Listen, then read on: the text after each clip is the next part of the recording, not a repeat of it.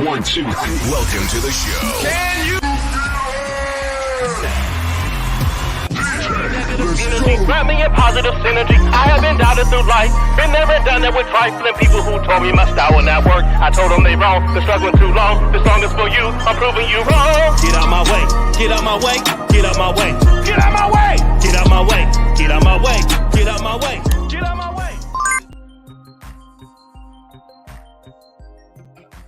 What's going on, y'all? What's going on? What's going on? What's going on? How y'all doing? Man, hope y'all ready for the night. Hope y'all ready for the night. Yeah. Let's go ahead and get this thing started, y'all. Let me go ahead. I put the link in the chat for all my readers. If you are in here, come on in. Come on in. Welcome everybody to the channel. What's up, K-Love92? How are you? How are you? Good, and you? I'm doing great. Thank you for being here. I appreciate you. No problem. So, y'all, today was a very, very eventful day out here on these YouTube streets.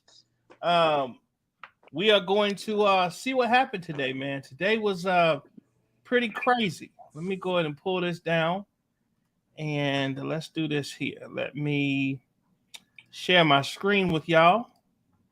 And then we're just going to read and recap exactly what happened today. Let me see here. There we go. Boom. All right. All right, nice. What's up, my brother? How you doing? What's happening, young people? How y'all doing? What's happening, K-Love? Hello. How's y'all day so far? Pretty good. That's what it is. All right, y'all. So check this out. I'm going to start off with just reading, kind of recapping exactly what happened on today. Okay. So as you can see, R. Kelly trial vlogger charged after rival accuses her of assault near the courthouse. She claims I was nowhere near her. So for those of y'all that don't know who these people are, it is one vlogger named, they call her Waris, Sly Fox, and there's another one they call next. Okay. These are two bloggers who are R. Kelly supporters, diehard R. Kelly supporters. And they obviously had an altercation. One of them got arrested, and so on and so forth. Okay, let's read what happened today. An R. Kelly fan who has been posting videos about the disgraced singer's ongoing criminal trial was arrested by Chicago police Thursday after another accused her of assault, an allegation she flatly denied. Sylvia Parks, they got her name in here. Wow, she made it. She made it. She made it to the big time. Tumosimi, 55, of Covington, Georgia, was charged with one misdemeanor count of battery, according to the Chicago police. In an interview with the Tribune, Tumosimi strenuously denied ever hitting the woman, saying the accusation was a lie born out of jealousy. I was nowhere near her, she said. According to the police, the alleged victim, a 45-year-old woman, reported she had been assaulted by a woman she knows about 6:15 a.m. Wednesday in the 100 block of North State Street. The victim said she was walking back to her parked vehicle when Tumosimi approached and struck her on the left side of her face. I don't believe this. Anybody who knows this lady or has seen this lady or has any idea, she's not the type of person that would do that. I think this lady is scared of her own shadow. We've been following her for years. She is a rival of the victims of the case. The crazy part about this here is now the other lady, I can see her coming up and striking this lady. I can't see it the other way around. I guess the evidence will tell the truth as it comes out. Okay? But it says here about 7:30 a.m. Thursday. Let me see. Let me read this. The victim said that she was walked back to her parked vehicle when Tumosimi approached and struck her on the left side of her face. The victim declined treatment at the scene, according to police. About 7:30 a.m. Thursday, the victim contacted police saying she saw her assailant outside the Durston U.S. Courthouse in the 200 block of North Dearborn Street, where Kelly's trial was about to get underway for the day. Officers responded, at which time the offender was placed into custody. Police said in a statement to the Tribune, Tumosimi is a well-known vlogger who posts commentary on Kelly's case under the YouTube moniker Infamous Sylvia. She could not immediately be reached for comment. The woman who made the assault report, meanwhile, has also been posting video updates on the proceedings. She was ticketed for a misdemeanor on Thursday morning for failing to adhere to a courthouse's signs restricting use of recording devices. The incident is one of several where attendees of Kelly's trial on child pornography and obstruction charges have been accused of the misdemeanor. So they always trying to film and video stuff so they can bring it to their channels. Okay? That's what's going on. So it says here, the incident is one. Okay, I read that. At least two attendees of the Kelly trial have been accused or issued tickets for failing to follow courthouse rules since the case began last month. According to the U.S. Marshal Service, Tumosimi told the Tribune her accuser had called her names and threatened her at the courthouse last week. Tumosimi told security officials that she said told her that the woman would be banned. The woman was allowed back into the courthouse this week, Tumosimi said. When Tumosimi came to the courthouse Thursday morning, a friend told her there were police cars downstairs waiting for her, she said. That's when I came out and a police officer told me, she said, I slapped her, she said, and I felt it was unfair because they took her word. Nobody verified anything. Nobody investigated anything. After being released on a reconnaissance bond, Tumasimi returned to the courthouse to view testimony Thursday afternoon. I just wanted to show her I'm not defeated, she said. I'm not defeated at all. That's crazy that took the daggone headlines over R. Kelly's doggone trial today. What y'all got? What y'all think about that? I think it's a circus. I think it's a mess. And if it is true, they're not helping their king. So, I mean, what's the point? Right. King Johan, what up, brother? That's crazy. What it do, crazy, bro? Hey, King Johan. What's happening? What's happening? This is some crazy What up, stuff. y'all? Man. It was popping. I can't call it, brother. Man, another day, bro. Another day of paradise, brother. Another day in paradise.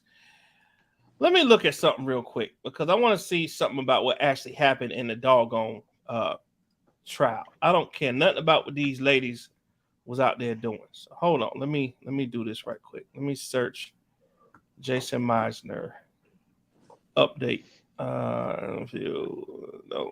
Straight was denied hitting. 13 minutes. Bon Jean says that's all I have, and you're welcome.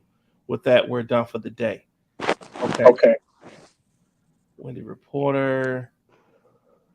It looks like y'all, according to what people were saying, is that McDavid really, matter of fact, let me show this to y'all. This is what we're gonna do. Let me pull this down right here, and let me share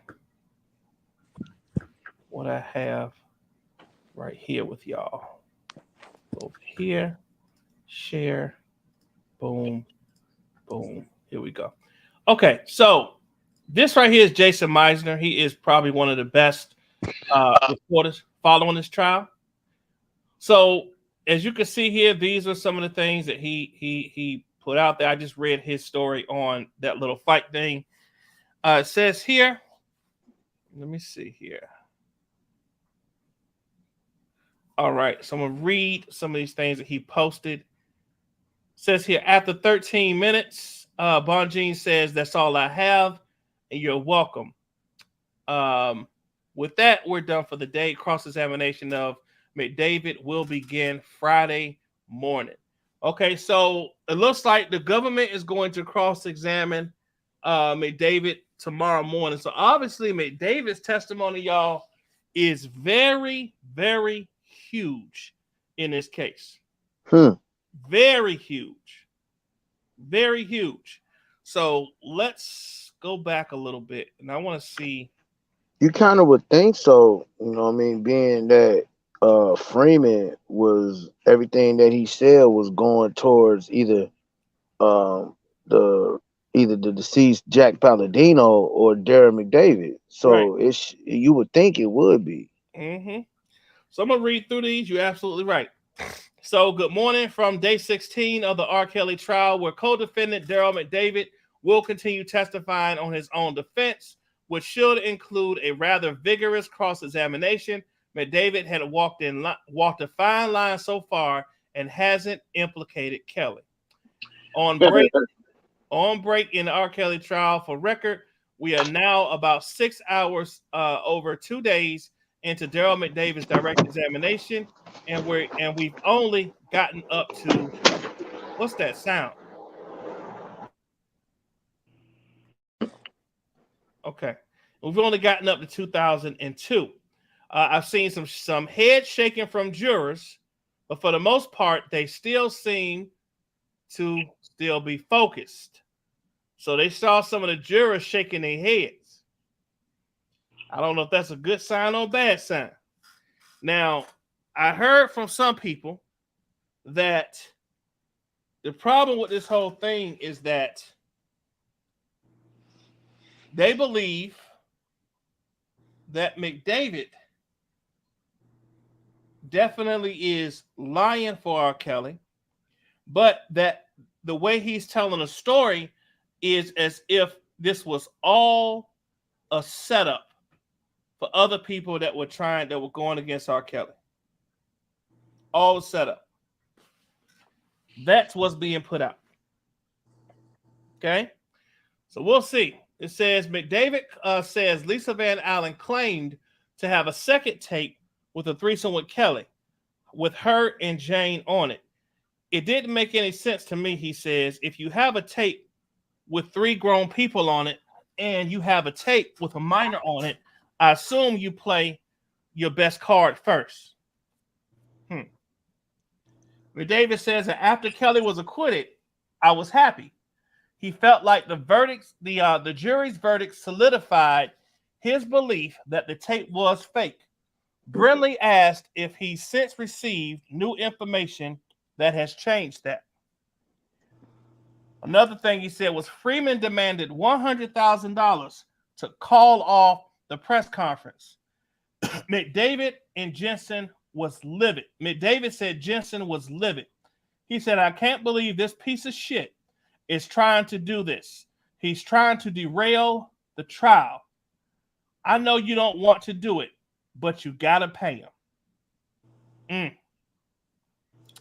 Wow.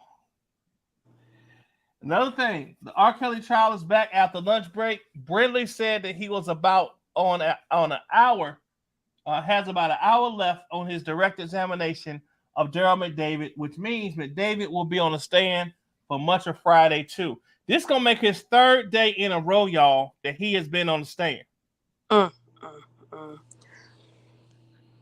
That's crazy. At this point, I mean, what is the point of him lying like this? Because, I mean, the jurors aren't stupid. They're going to see right through him, especially when the government cross-examines him. You know what? You're right. You're right. They are.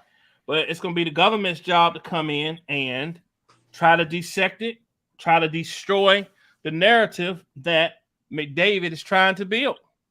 That's going to be their job. True. It also says McDavid crying now as he crying. What? McDavid crying now as he talks about Jerry Margolis passing away from ALS. He couldn't go to the first day of trial. He couldn't go because he was sick. After the trial, Robert came and saw him. I said, Rob, this is the last time you're going to see Jerry. He says, choking up. Oh, wow. He's trying to play the sympathy card too, huh? Now, who was Jerry? Hold on. Let me see who's coming on. What up, Tanya, with the sleepy tea? How's it going? Chilling. Hey, Tanya. Hey, everyone. Hi. What's good, Tanya? Hey, I got a question, bro. I want to make sure I heard this right. Is they saying he playing a role now? Like, that's what they saying? Like, McDavid is playing a role now, trying to play the victim? That's what some people are saying. Man, listen. From what I could tell, that's what sounded like me. It didn't even make sense in my head. That don't even sound right, though. You know what I'm saying? That's why I had to ask the question. That don't even sound right. Like, you know everything that's going on, bro. You know everything. Everything. I'm talking about Inside Out boy, Nickelodeon types. You feel me? Like, come on now. You playing the victim? Playing the victim. Right. Like, the victim and everything. Oh, that made me even convinced more. And that convinced me even more. Mm-hmm.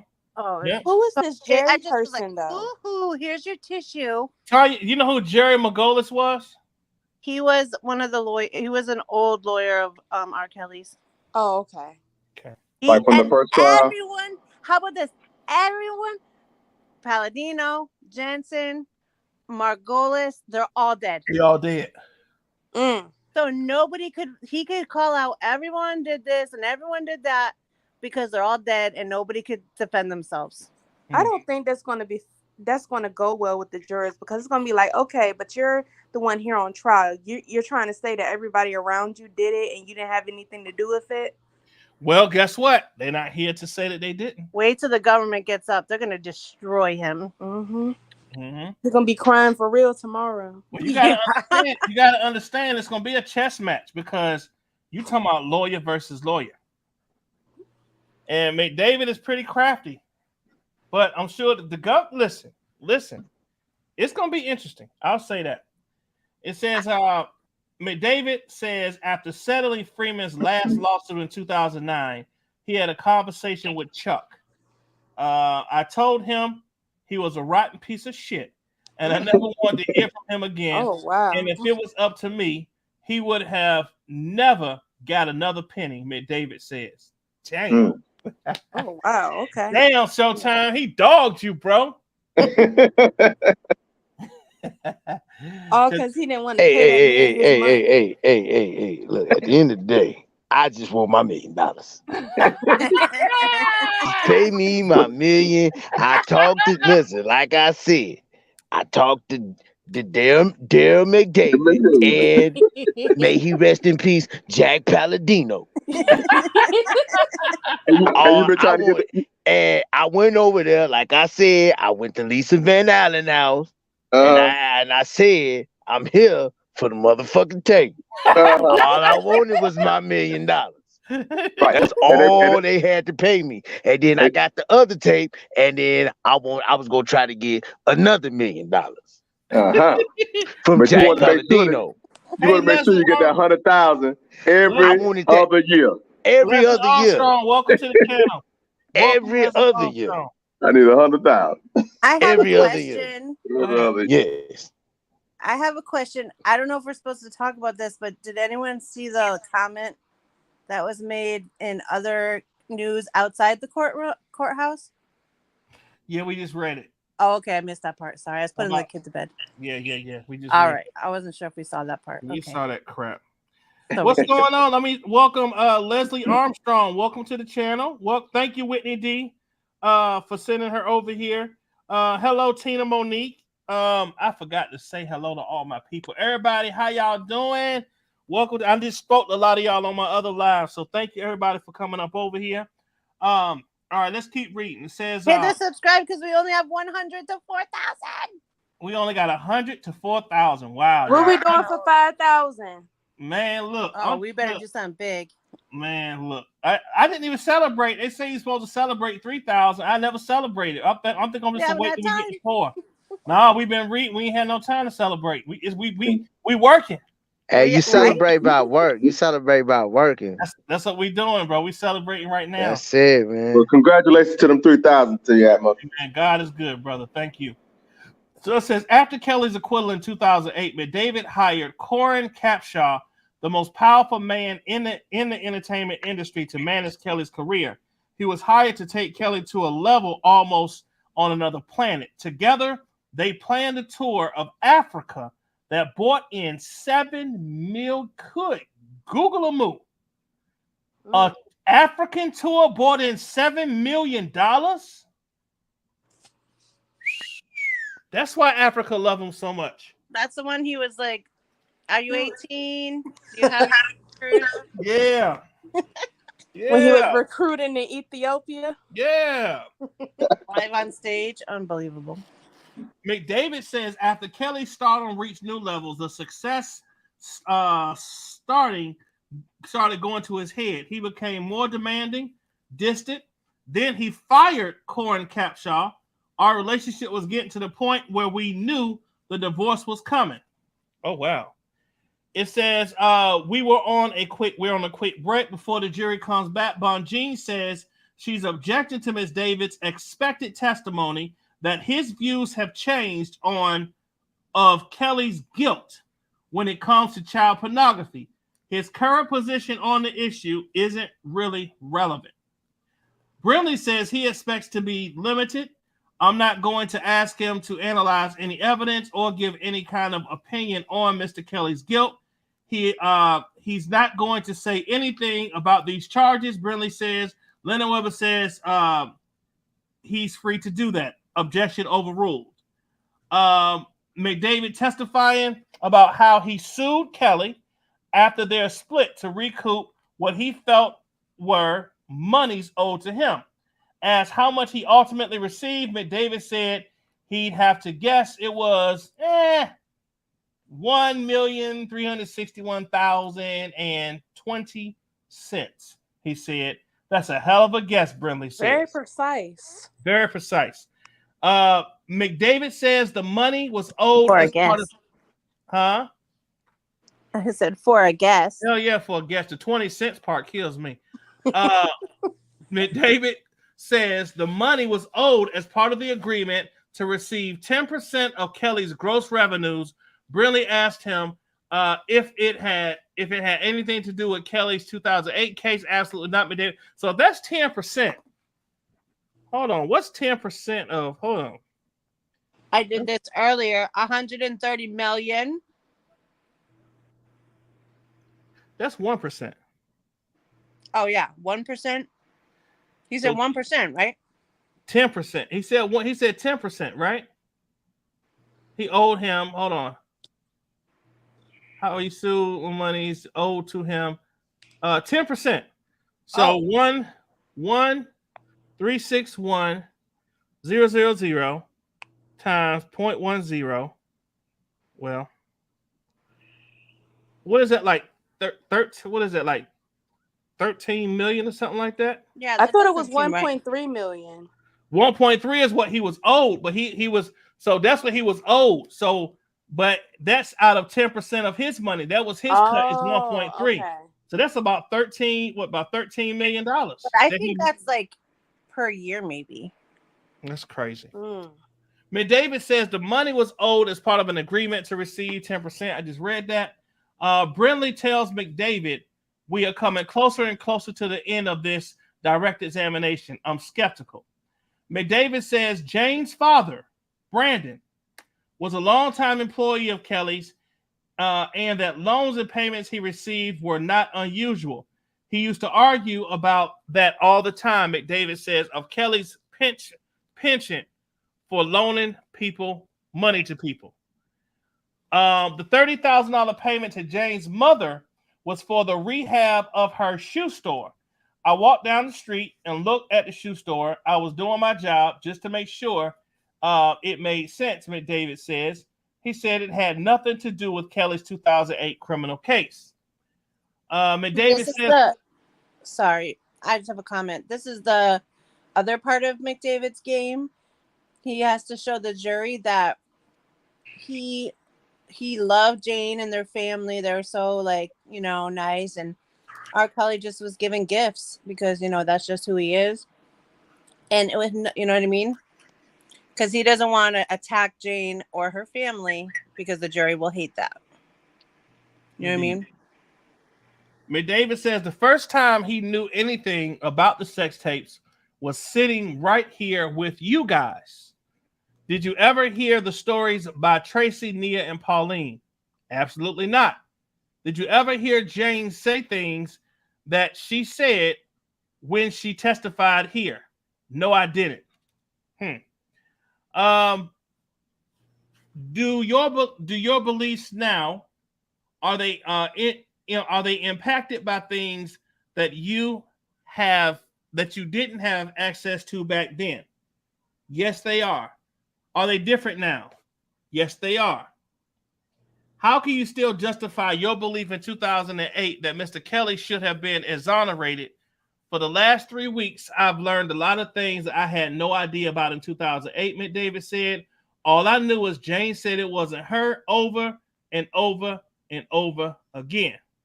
McDavid says, as I stand here today, I'm embarrassed, sad. Objection by Bonjean. Did you want to believe R. Kelly? He says, I absolutely did. He said, why? He said, because I loved him and I believed in him. McDavid says his voice breaking. His voice was breaking. So he was about to cry. At the Bonjean and prosecutors both object. This is for direct. It was Brindley's last question. There you go. What a day. It was crazy. What a day in that doggone courtroom, y'all. Let's go ahead and let's see what we're going to be doing here. Thank you, everybody who came in. Lesmit 1, Kush. Lesmit 1, if you want to, can you jump on the panel? If you can read tonight, that'll be awesome. Tony, T-Bound 1, TLM, ATL, hello. Haha, I got it right this time.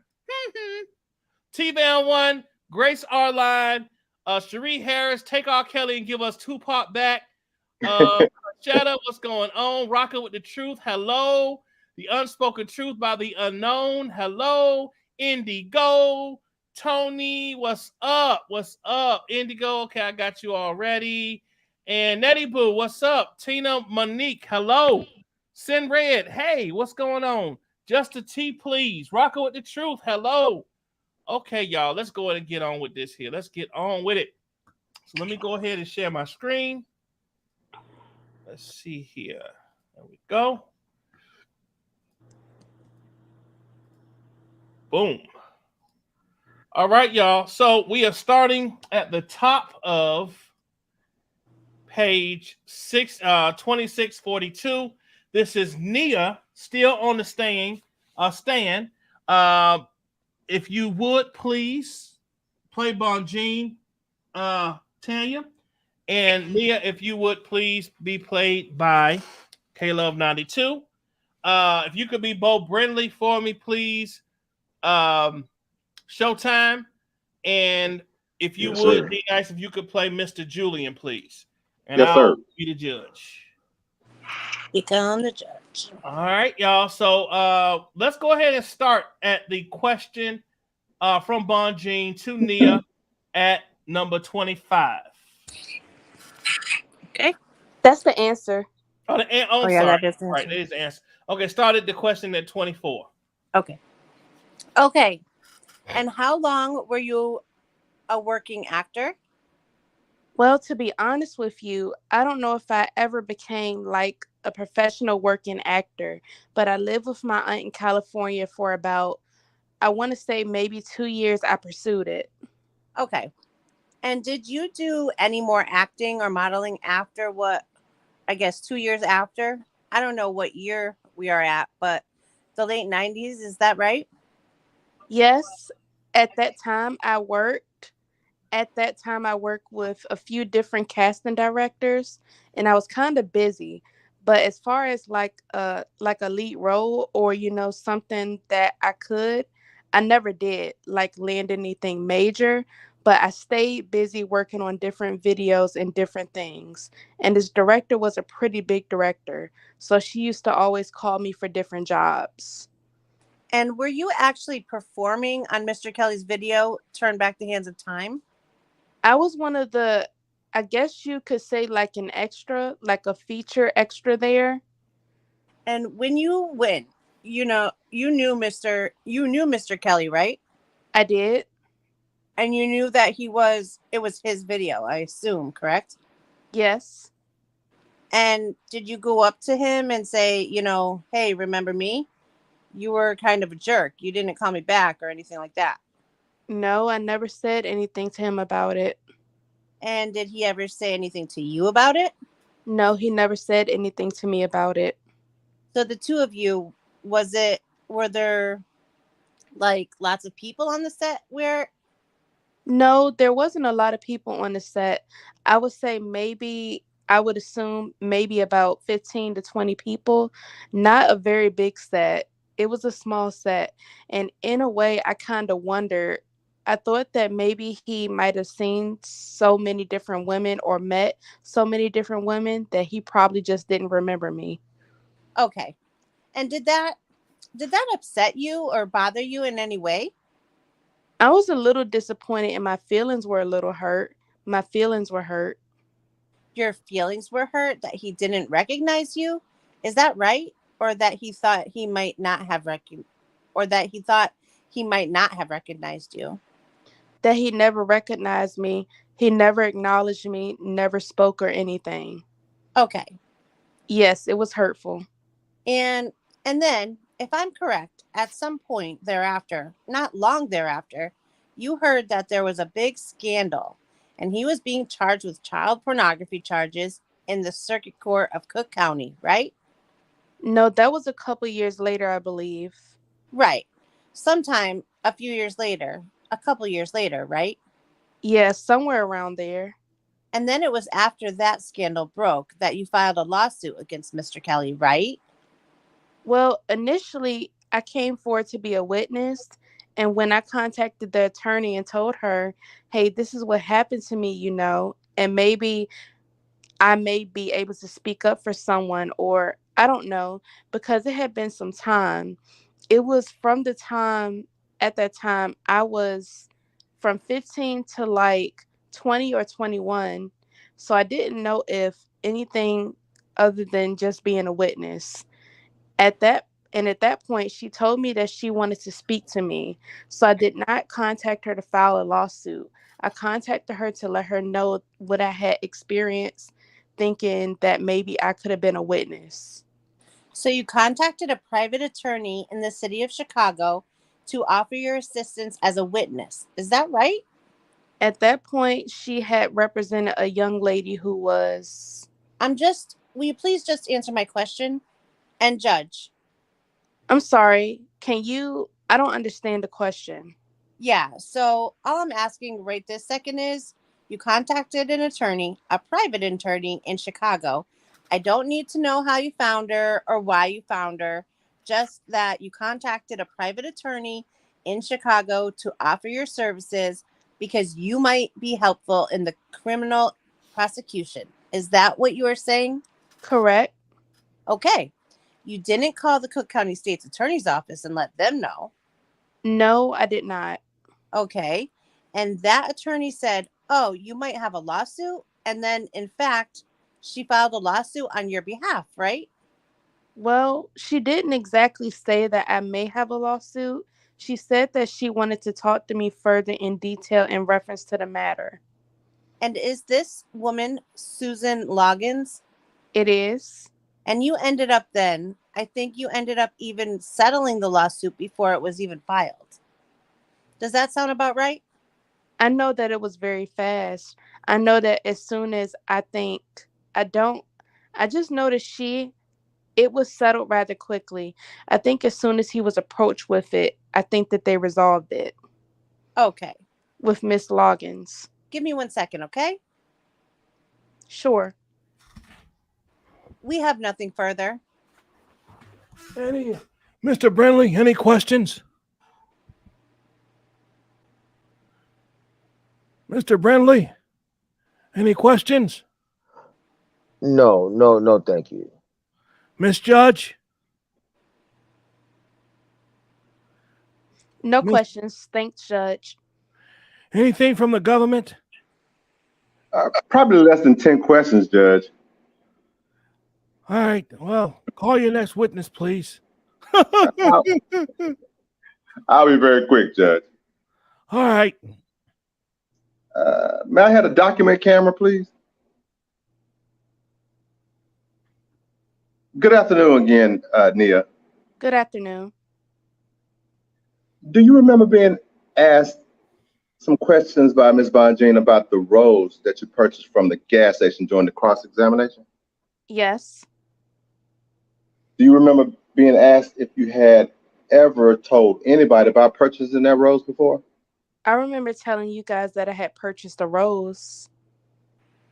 I'm showing you a report that dated, and I'll cover up the portion of this, but do you see the date at the bottom?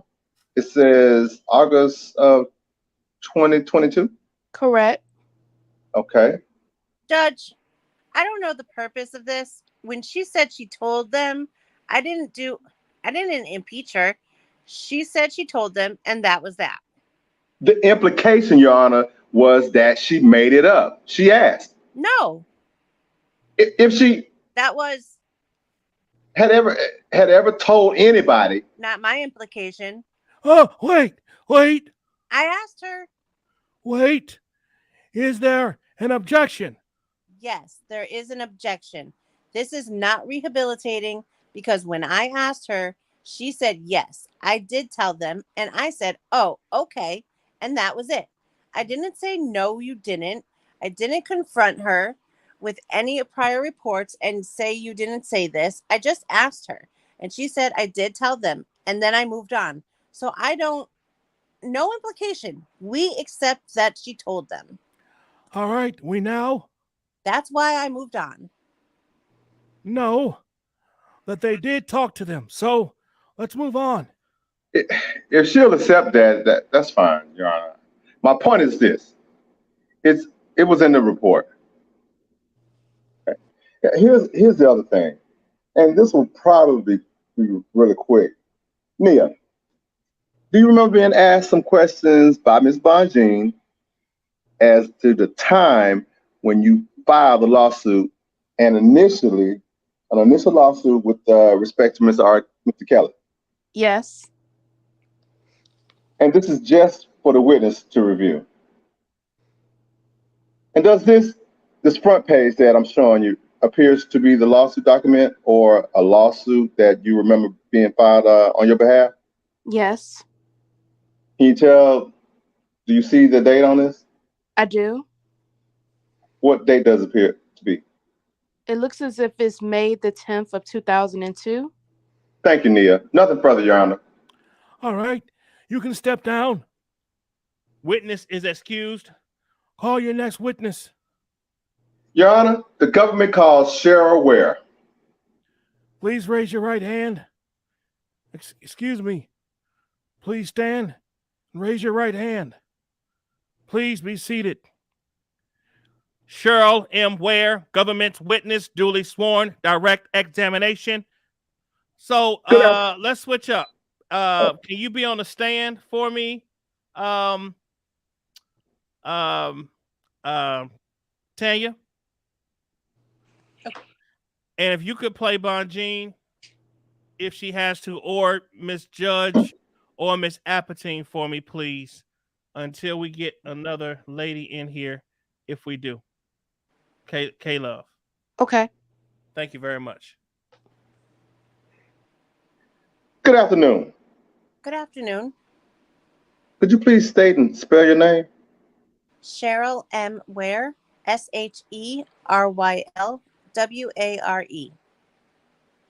Okay, Ms. Ware, I'm going to ask you some questions about someone you may know as Nia, okay? Okay.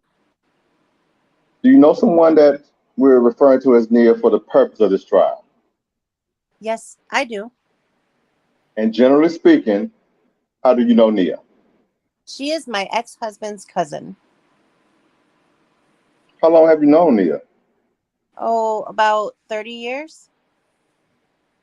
Did Nia spend summers with you one summer? Yes, she did. Do you remember generally when that was, like what year it was? Like 94 or 95, one of those. Okay. My son was like 9 months, so he's 28 now. So it was like 94 or 95. Sometime in the 90s. Yes. Do you remember how old Nia was when she spent the summer with you? She was 15. Well, how old were you at the time? 22 or 23. So I want to ask you about some things, about some time during that summer when you might have gone somewhere with Nia. Did you go to a music studio one night with Nia while she was visiting you? Yes, I did. How do you know how to get to that? How did you know how to get to that music studio? Nia gave us an address. Oh. And generally speaking, what do you understand to be like? Who did you think you were going to see? Or what do you think you were going to the music studio that night? We were going to see R. Kelly. Who told you that? Nia did. How did you get there? My sister-in-law drove. My sister-in-law at the time. So who all went with you to the music studio? Name the names? Just how many people went with you? There was a total of 4 of us, including Nia. Okay. And generally speaking, what was the relationship among the people that went In other words, were these friends, family? We were all family. Let me ask this. Do you remember what day of the week it was when you went to this music studio? Saturday, Friday or Saturday night, one of those nights. You said at night, is that right? Yes. Okay. Do you remember about what time it was when you went to the studio? I would say it was about 7 or 8 o'clock-ish. How long did you stay at the music studio when you went? It was a while, several hours. We didn't leave until like 12 or 1 o'clock in the morning. Oh, so now I want to ask you about when you first got to this studio. Can you tell the jury what happened when you first got there? Well, when we pulled up, Nia went to the door. Security came and opened the door. He asked if all of us were there, and she said yeah. Then he said he had to go and check. So we went upstairs where we was there for a while because we at that point decided that we were going to leave. But then right before we got in the car, maybe about 20-30 minutes later, the security guard came back down and they said, come on. So we all went upstairs. And then we got up there.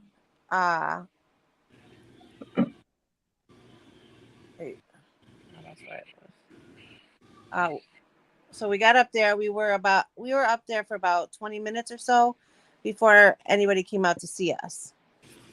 So when you say you were out there for about 20 minutes, can you tell the jury, I mean, just generally speaking, where you were and what was going on during this 20 minutes? Okay. It seemed like it was like a waiting area and just us. There was records across, like platinum records and gold records on the walls. And we were just sitting in there just waiting. Right, did someone eventually come out and speak to you? Yes. And who was that? R. Kelly. Had you ever seen him before? Only in videos.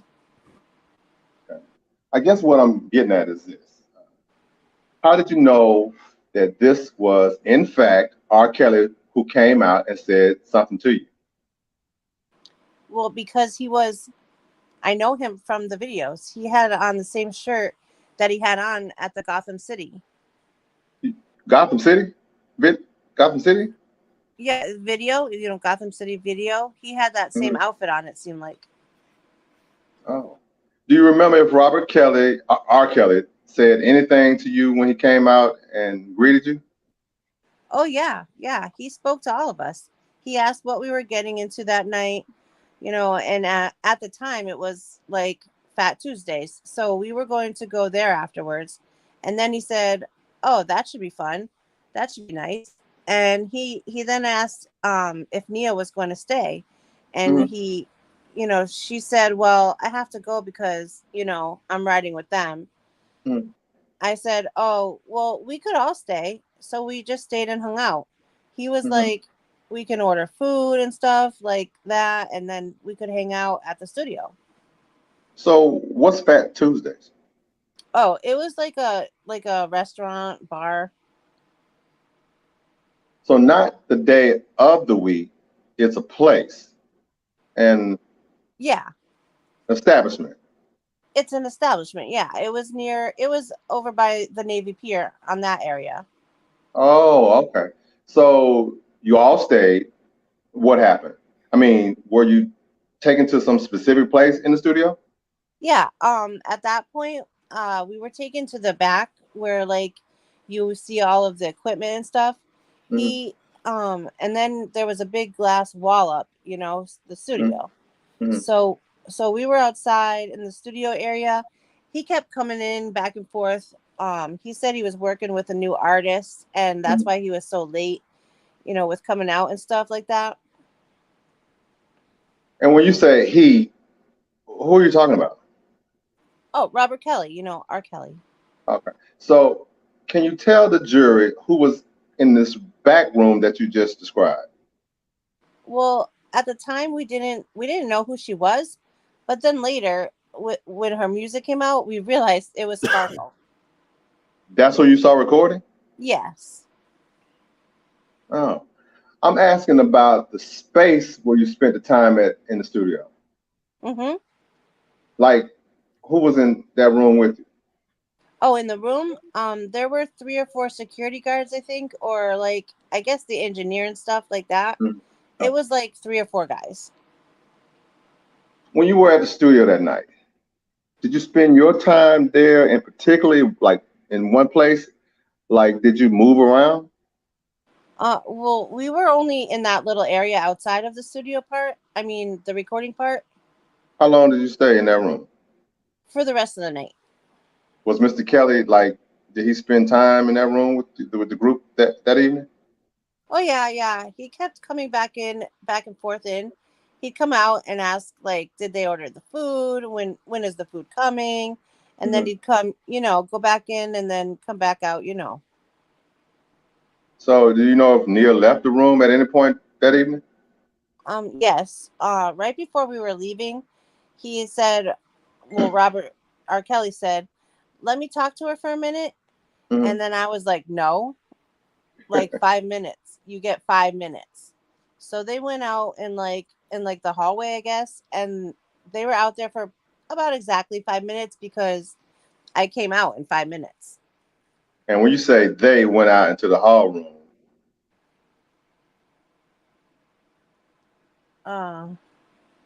Nia and R. Kelly? oh, did anybody go with him? No. Okay, so when Nia came back into the room, did she say anything to you all at this time? What happened out there in the hallway?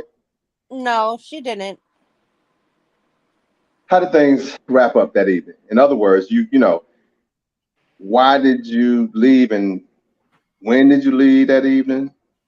Well, it was getting late, so we were just, we said our goodbyes, and I Uh-huh. believe one of my sister-in-laws was talking to one of the security guards, and so they were like, we keep up in touch, and then we walked to our car. Okay. So like when you walked to the car, did you see Robert Kelly? Like, did he come and say goodbye, good evening, or anything like that? No, after he left, after the hallway, when they went out in the hallway, he came out with the rest, into the little studio area and said goodbye with the security guards. Can you give me a minute, Judge? Nothing further, Your Honor. Cross-examine. Good afternoon, Miss Ware. Good afternoon. Do you know how long you were at the studio that evening? I would say about 4 or 5 hours. We got there about 8 and we left about 1 o'clock, 12 o'clock, 1 o'clock in the morning. So did you make it to Fat Tuesdays? Never made it, no. Hey, let's do this real quick. Lesmit 1 is in here. Hi, Lesmit 1. Hi. Lesmit 1, do you mind jumping in and doing Bonjean? K-Love, can you do Miss Judge, Miss Appeting, or either one of those that come in, please? Okay. Thank you. Okay. Do you want me to do Bonjean or you want Bonjean, Tanya? please. Okay. Hi, Hi, Tanya. Okay. So did you make it to Fat Tuesdays? Never made it, no. Okay. And where you were hanging out in the studio, this is an area where you were, it sounds like you were eating. You were hanging out. You could see, well, were you in a room with equipment? Yes. Could you hear music and... No, not really. We couldn't really hear what they were working on, no. Okay. Did you see Sparkle there? She did. She came out to use the bathroom or something like that. Okay.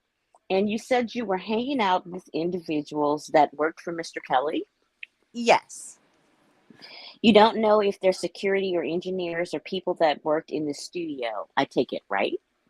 Right. I didn't know what their titles were. And it sounds like you were with, do you call her your cousin? Niece? I'm sorry, I don't know. I call her my cousin. Okay. You were with your cousin Nia Mm-hmm. through the entirety of this evening, except for 5 minutes as you were leaving. Does that sound right? Correct. And you were there to keep her safe, correct? That's correct. And on the way out the door, and she wanted, okay, how do I say this? Did you want to talk to him for a few minutes alone? Did she want to talk to him for a few minutes alone? Is that how you ended up allowing that? Yes. He had asked, and I was like, yeah, that's fine. Okay, and how far were you from where they were? We were in the closed door, and they were in the hallway. Okay, so you stated it was about 5 minutes, and then you came out and said, it's a wrap. Let's go. Well, what I said was, where's the bathroom? I busted out the door and said, where's the bathroom? Where's the bathroom? And you didn't see anything unusual happening, right? They were standing really close to each other. That's all. Right. I know. I mean apart? Right. They were standing close. They were talking, but you didn't see anything beyond that, right? No, ma'am. And your cousin, she didn't disclose anything occurring when you left there on your way home, inferring that something had happened? No. Okay. 1 second, Judge. I have nothing further. Anything further from any of the lawyers? No, Your Honor. You can step down. You can call your next witness. Well, Your Honor, the government calls Jason Shire. Please raise your right hand. You can remove your mask. You may question the witness. Thanks, Judge. So you can be the Mr. Williamson and Showtime. Who is that? Showtime? Yeah. Which one you want me to be? You can be Mr. You can be Mr. Shire. Mr. Williamson can be Showtime, please. Mr. Shire. Okay, I'm Mr. Shire. All right. Yeah. Okay, cool. So I'm the answer. You are the answer. Yes. And what is his name? His last name is Shire. He was Shire? on the stand before, so they brought him back. Oh wow. Wow. Okay. Okay. Okay. All right. I bet. Okay. Cool. What page is this? We're at the top of page 2660. 2660. Okay. Yep. You're start at line. Let me see. I'm at 7. Yeah, you're at 7. All right. Welcome back, Agent Shire. You testified earlier at trial, correct? That's correct. Could you remind the jury of where you work? I'm a special agent at the IRS Criminal Investigations. And you previously testified that you are in the Criminal Investigations Group with the IRS. Is that right? That's correct. Could you also briefly remind the jury of your role in this investigation? Well, generally speaking, I investigate financial crimes and related crimes, analyzing bank records, and generally speaking, following the money. Thank you. During the course of your role in this investigation, you have become familiar with the transcripts of the state grand jury testimony from 2002. I have, yes. Could you please take a look at the government exhibit 301? 1 second. Yes. Now, what is the government 301? This is the redacted version of the grand jury's transcript from April 2002 from James. Have you read through this document? I have, yes. And you mentioned that certain redactions have been made. Yes, name has been redacted as well as other information to narrow the scope of this transcript to be related relative to these matters. And based on what you're looking in Government Exhibit 301, does it fairly and accurately represent the 2002 state grand jury testimony of Jane? Yes, it does. Mr. Your Honor, pursuant to your ruling this morning, at this time, I'd move for admission of Government Exhibit 301 into evidence. All right, it will be admitted. Government Exhibit 301 was received in evidence.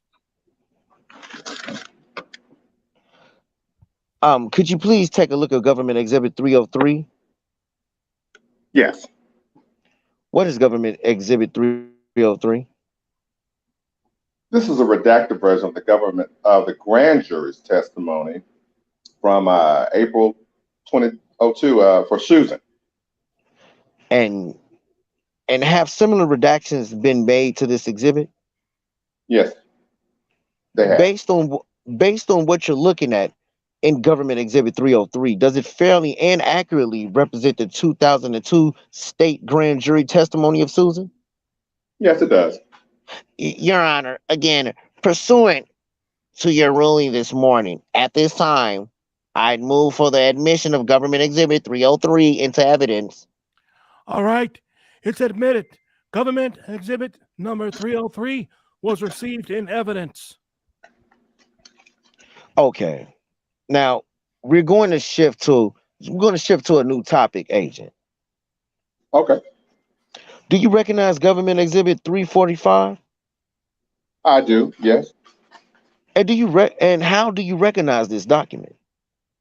I previously reviewed this document. And what is this document? This is a driver's license file from the Georgia Department of Driver Services for Lisa Van Allen. How did you receive this record? Well, this record was received via email pursuant to a subpoena.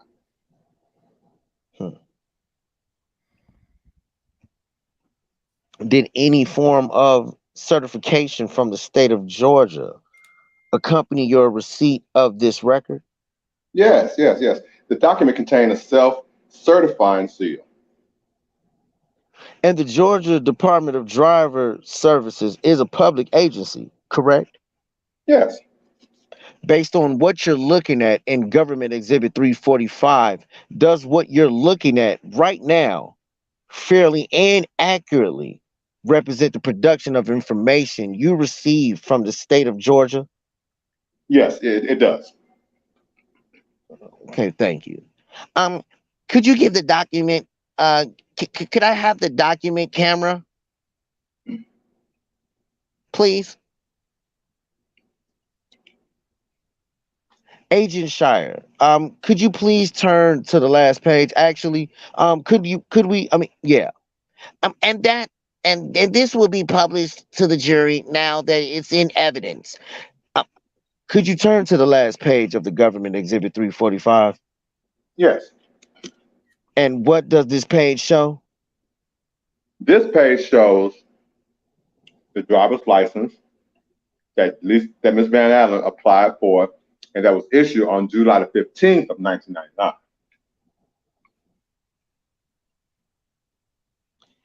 And Your Honor, this has been admitted into evidence, correct?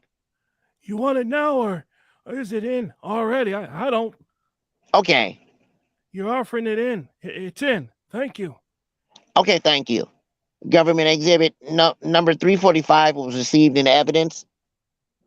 Agent Shire, so you mentioned that is a driver's license record reflecting that the driver's license was issued in July 15th, 1999. Is that correct? That's correct. Thank you. Could you just back up one more page? Yes. What does this document show? This is a record showing a identification card from the state of Georgia for Miss Van Allen, issued October the 9th, 1998. and it shows an issue date of 1998 and a card type of the identification card and a type of identification card, correct? Yes. Yes. All right. All right. Thank you. Um, Nothing further, Your Honor. Just one last question, Agent. Did the records provided show any sort of identification registration prior to the two documents that we reviewed, the identification card in 1998 and the driver's license in 1999? Well, there were no additional identifications or driver's license noted prior to that, to these two that were reviewed.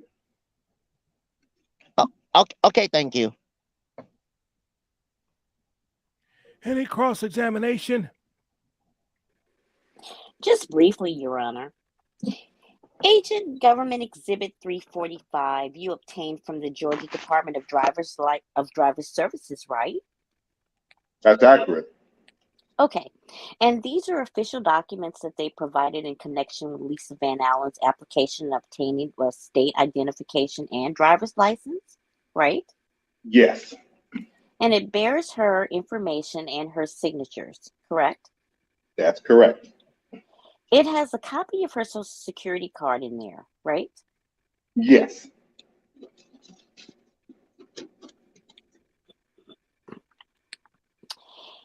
It has a copy of her birth certificate in there, right? Yes.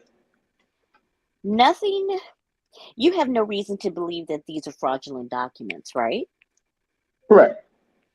And she did, in fact, have an official state ID as of October 9th of 1998, right? That was the record state, yes. Okay, I have nothing further. Thank you.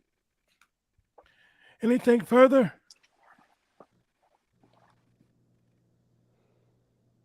No, Your Honor. You can step down. Witness excused. Call your next witness. One moment, Your Honor. Your Honor, the government rests. All right. Can we have a short sidebar for scheduling? Proceedings heard at sidebar on the record. As y'all see, they redacted everything in the sidebar. The judge comes back. Members of the jury, the government has rested its case, which means it did not intend to call any more witnesses in its case in chief. So, will now be, turning to the defendants. There's a number of administrative details that have to take place and also work to get witnesses here. So we're going to suspend until Thursday morning at 10 o'clock a.m. At that time, we will commence with the defendant's case. So you don't have to come in tomorrow. You're excused now until Thursday morning at 10 o'clock a.m. All rise. All right. Outside the presence of the jury, the government has rested. Do the defendants intend to file motions?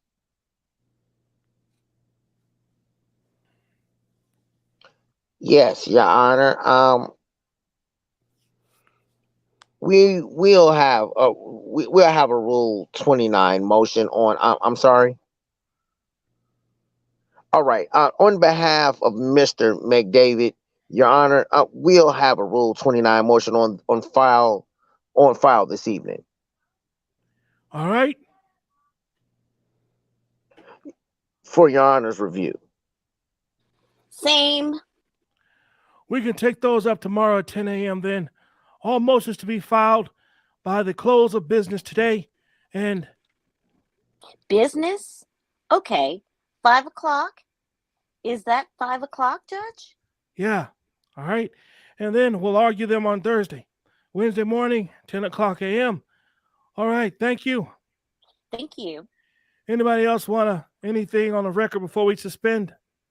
Your Honor, just to confirm, are we off on Friday and you'll be informing the jurors, or are we in on Friday?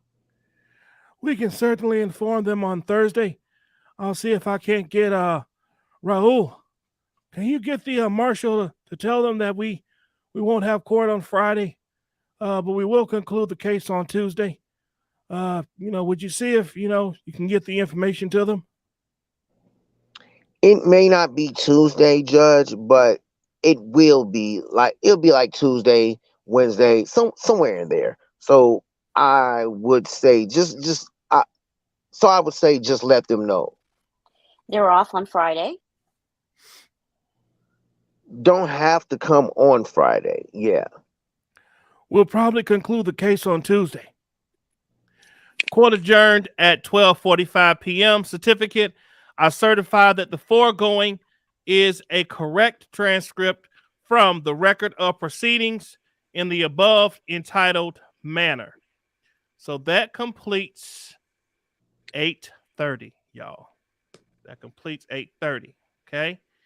Now, y'all want to keep going? Go on into the September 1st? That's fine. Okay. Sure. The judge is sick of it. The judge said Tuesday. It's gonna be over Tuesday. Yeah, he needed a break. Yeah, he needed a break. All right, let me pull this up for y'all real quick. Hold on. Remember this on Tuesday. Let's get this thing started. Give me one moment. Did we ever find out what happened with the building on Tuesday, or they never said? They said it was an electrical issue. That's what they say. Oh, okay. That's what they say. It was an electrical issue, and let's see here. Josh. Well, Atmos, you got a lot of talking at the beginning of this. I heard. Jesus. Give me that email, Atmos. Okay. I heard it's a lot of talking. Hold on. Let me Yeah, it's like a good 10 pages. Good damn almighty. Ooh. Whew. Starting page starting at page 3 and ending at page. If you need me to help you a little bit on that hatchet, I can step in. Just let me know, man. Damn, that's a lot. Me and King Johan, we're here to 10 pages from 3 to 13. we can't help you. That's a Y'all lot. silly. Y'all silly, man. Hold up. Let me do this right quick. What day is it? 9/1. 9/1. But I was already pre-warned that on this part is when you really learn what the judge feels about this case. Oh my God, who's going to be defending Yeah, you Kelly? do. What'd you say, Caleb? Who's going to be defending Kelly? What, Robert Kelly? What's your email? IkeNice@gmail with a Y.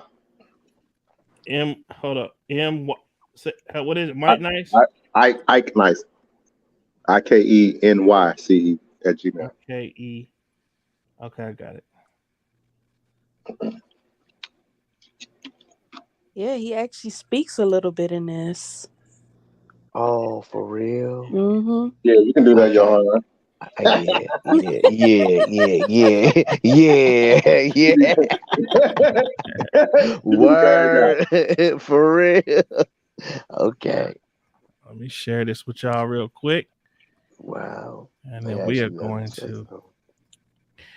All right. Transcripts. Let me give me a wine cooler while the men's Yeah. Go get your wine cooler. That's what you should be doing. This is restock time when everybody else is reading. Yeah, this is chill. This get work done time. This is. I'm telling you, look, I'll be listening and I'm like, okay, hold on, it's my turn. All right, y'all. So we're about to get into this. Well, I'm about to get into this. Here we go. So this right here is September 1st, y'all. You need to mute your phone so we don't have any distractions. That would be great. I'm going to try to zip through this. All right. So we're at the top of page 2733. Can y'all see this? Let me see. Yes, y'all can. Okay. Yeah. All right, hold on. All right, here we go. Who's Mr. Thompson? You can be Mr. Thompson. All right, cool. Please be seated. Everyone here? It appears so. All right. Before the court, there are 3 motions for judgment of acquittal. Pursuant to Federal Rule of Criminal Procedure 29, collectively the defendants have moved for a judgment of acquittal on each count of the indictment. Counts 1 through, is this 13? Or 1 through, I think that's 13. What is that? Tanya, what is that? IV. What is that? Which numeral? It's 4, Atmos. That's 4. I know that one. That's 4. That's 1 through 4?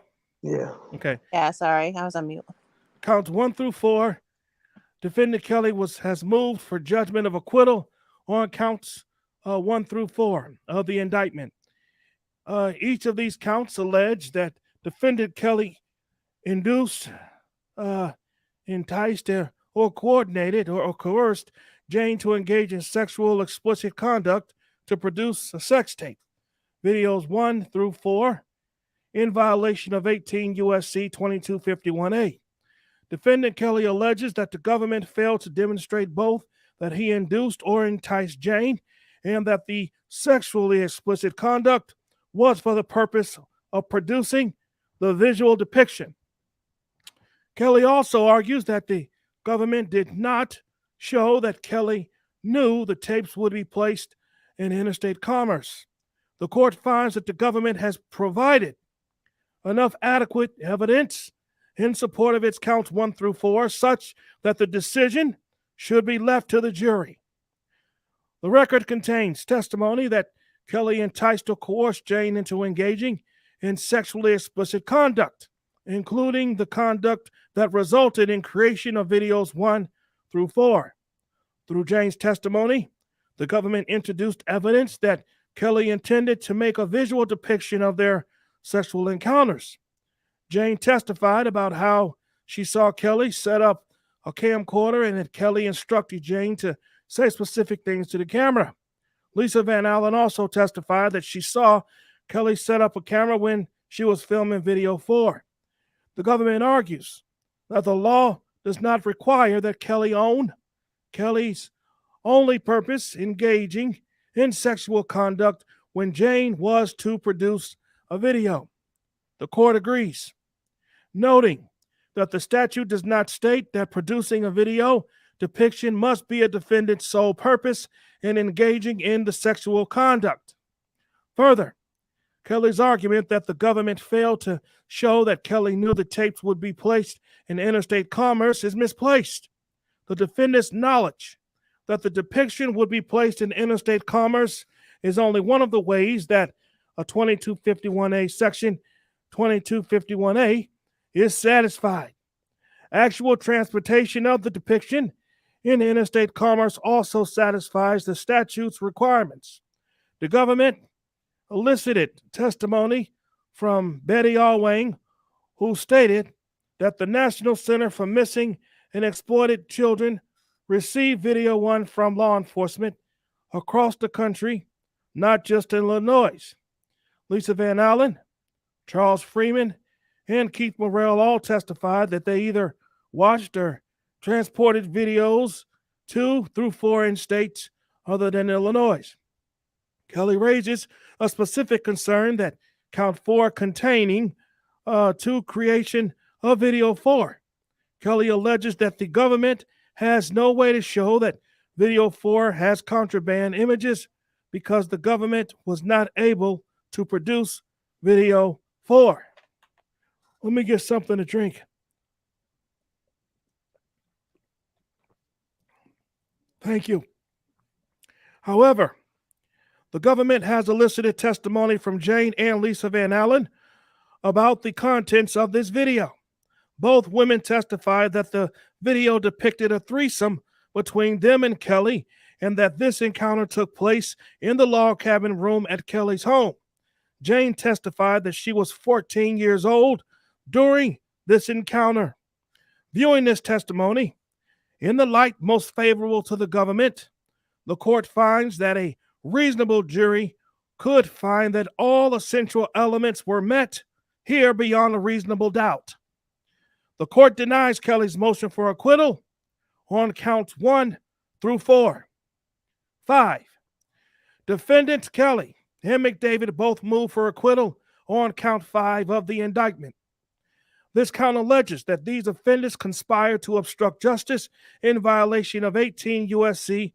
sections 371 and 1519. Section 1519 prohibits knowingly for concealing, covering up, falsifying, or making a false entry in record, document, or tangible object with the intent to obstruct an investigation of the matter within the jurisdiction of the United States. On this count, the government alleges that the defendants Kelly and McDavid conspired to cause people to make false statements in police reports, interview reports, and before a grand jury. The government further alleges that defendants conspired to conceal child pornography stored on VHS tapes. As a threshold matter, the defendant argues that the government has not proved the elements of the statute because the records are accurate or were accurate, even if the statements were made false. Defendants also argue that videotapes do not qualify as tangible objects under Section 1519. According to the Supreme Court, a tangible object under 1519 is one that can be used to record or preserve information. Yates versus U.S., the Supreme Court states that documents or tangible objects, including records, documents, tangible items that are stored on or that are magnetic, optical, digital, or electronic, or other storage mediums or devices at page 544. The court finds that a videotape could qualify under the Supreme Court's definition. This court also finds that the alleged conduct, namely the defendants conspiring, cause false statements, falls within the purview of the statute, as it would result in the falsification of records. Defendants also raised the statute of limitations argument on counts 5. The parties agree that this count is subject to a general 5-year statute of limitations for criminal offenses. As the original indictment was filed on July 11th, 2019, in order to have a valid claim, the government must show that an act made in furtherance of the conspiracy took place on or after July 11th of 2014. The government points to specific payments made in late 2014 to 2015 by defendant Kelly, both to Jane and to the defendant McDavid, as acts of furtherance of the conspiracy. The defendant raises 2 main arguments in the response. First, the defendants argue that the acquittal is the appropriate because the statute is insufficient to sustain a conviction. The defendant argue that Jane testified that these payments were for rent and unrelated to the conspiracy. Defendants argue that the payments of McDavid were made to pursue and to settle agreement in the completely unrelated civil case. In support, the defendants point to the relatively minor penalty that McDavid would face if he breached the terms of the settlement agreement. In response, the government urges that the court that these payments must be put into context of the border conspiracy, that not viewed in a vacuum. The court agrees when put in context and viewed in the light most favorable to the government. The court finds that a rational jury would infer that these payments were made to keep Jane and McDavid from going forward. The defendants next argue that even if a conspiracy to obstruct justice existed, it didn't in 2008 after Kelly's acquittal in the state court case. The defendants argue that acts of concealment are not sufficient to extend the scope of a conspiracy. In other words, to the extent that if Kelly was paying Jane and McDavid to be silent, this constitutes a new, distinct conspiracy. In support, defendants cite U.S. versus Nowak, 7th Circuit.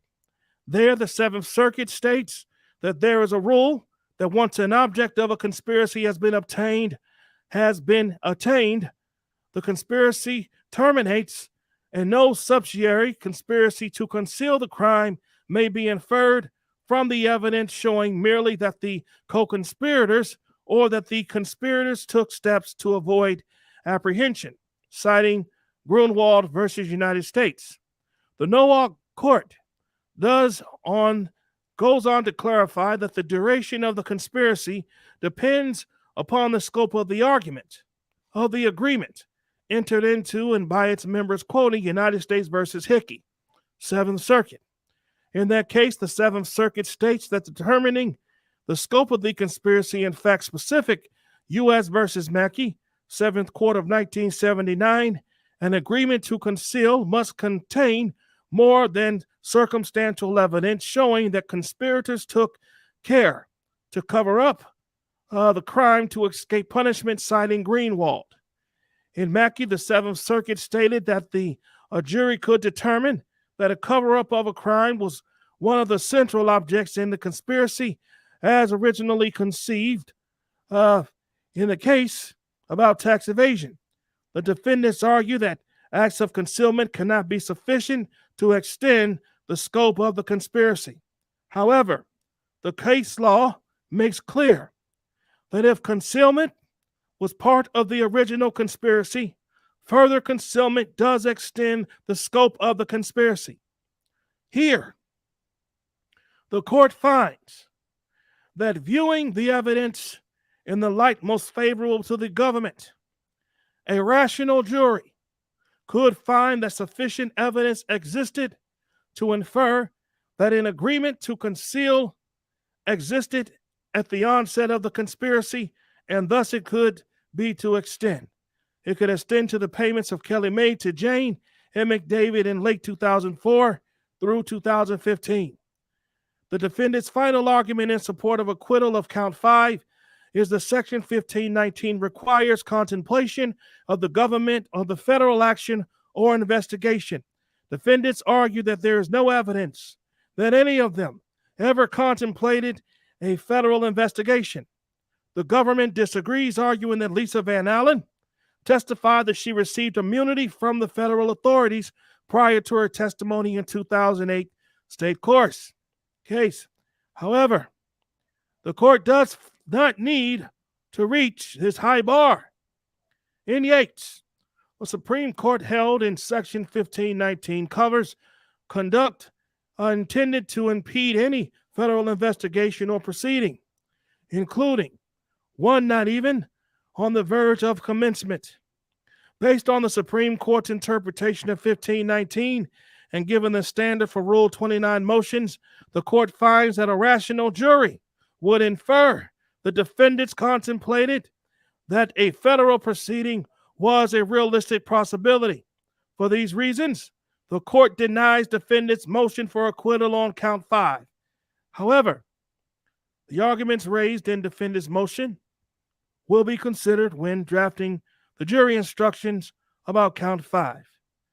Now count, what is that, 6 through, is that 8? 7, 6 through 8? Mm-hmm. Yes. Count 6 through 8 relate to the conspiracy to receive child pornography and actual receipt of child pornography in violations of sections 371 and 2252. All three defendants have moved for acquittal on count 6, the conspiracy count. Kelly McDavid has also moved for acquittal on counts 7 and 8. Defendants argue that the only evidence that the government produced on these counts come through testimony of Charles Freeman and Lisa Van Allen. The defendants argue that these witnesses should be deemed incredible. Incredible as a matter of law. The government argues that it was presented evidence from other sources on these counts, including testimony from Jane and Keith Morrell. The court disagrees that acquittal as a matter of law is appropriate for these counts. Given the current record, the court will not substitute its judgment on the credibility of the witnesses or for the jurors. For that of the jurors. One moment.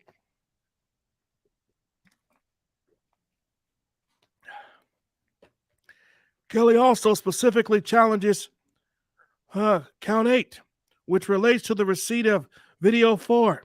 Kelly's argument on this count is that the same as his argument for acquittal for count 6.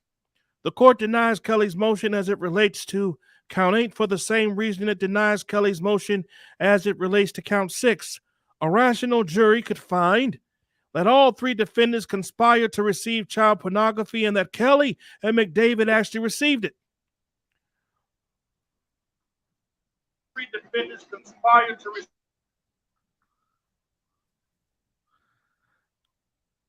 Though, what is that? 10 through 13? 9 through 13. 9 through 13. Defendant Kelly has moved for acquittal on counts 9 through 13. These counts charge Kelly with enticement of a minor to engage in unlawful sexual conduct in violation of 18 U.S.C. Section 2422B. Kelly argues that the government failed to prove enticement and that it failed to show that Kelly committed these counts during the facility and means of interstate commerce. The court disagrees with Kelly's assertions.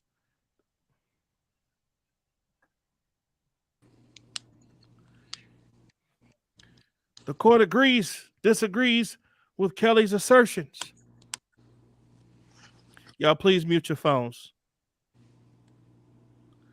Let me find where I was. Hold on. The government introduced evidence sufficient for the rational jury to find that Kelly enticed minors to unlawful sexual conduct. For example, Jane testified that her conversations with Kelly were innocuous at first, or what is that? Innocuous, yeah, at first, but Kelly gradually began to speak to her about more sexual things, including phone sex and physical sexual conduct. The government also elicited evidence that Kelly asked Jane to approach Brittany and Pauline to engage in sexual activity with both Jane and Kelly. Tracy similarly testified that Kelly used other minor girls to induce Tracy into sexual conduct with Kelly. Nia testified that Kelly enticed her into sexual conduct through multiple phone conversations. The government also introduced evidence that Kelly used means of interstate commerce to commit the acts charged in these counts. Specifically, the government introduced evidence that Kelly would speak to these minors on the telephone through the testimony of Jane, Nia, Tracy, and Pauline. The telephone is a facility or means of interstate commerce, and when used in an interstate fashion, see United States versus Richardson, 7th Circuit. We cite more case law. Interstate use as a telephone would qualify as interstate commerce in a different context. Therefore, the court denies Kelly's motion for acquittal on counts 9 through 13. As a rational jury could find that the elements of the statute were met, and for those reasons, the court denies the motions for judgment of acquittal pursuant to Rule 29. Your Honor, just for clarification purposes, we also raised in our Rule 29 motion that as to count 11, the government failed to show a violation of the predicate act that relates to Tracy, which was a sexual exploitation charge. That was the sexual activity, and it was, according to the government, a violation of 18 U.S.C. 2251A. I just wanted to make sure that the court indeed has denied that aspect of the motion as well. I'm just reading what you just said. The other inducement counts were predicated on violations of Illinois law and aggravated criminal sexual abuse. That particular count was predicated on a violation of 18 U.S.C. 2251A.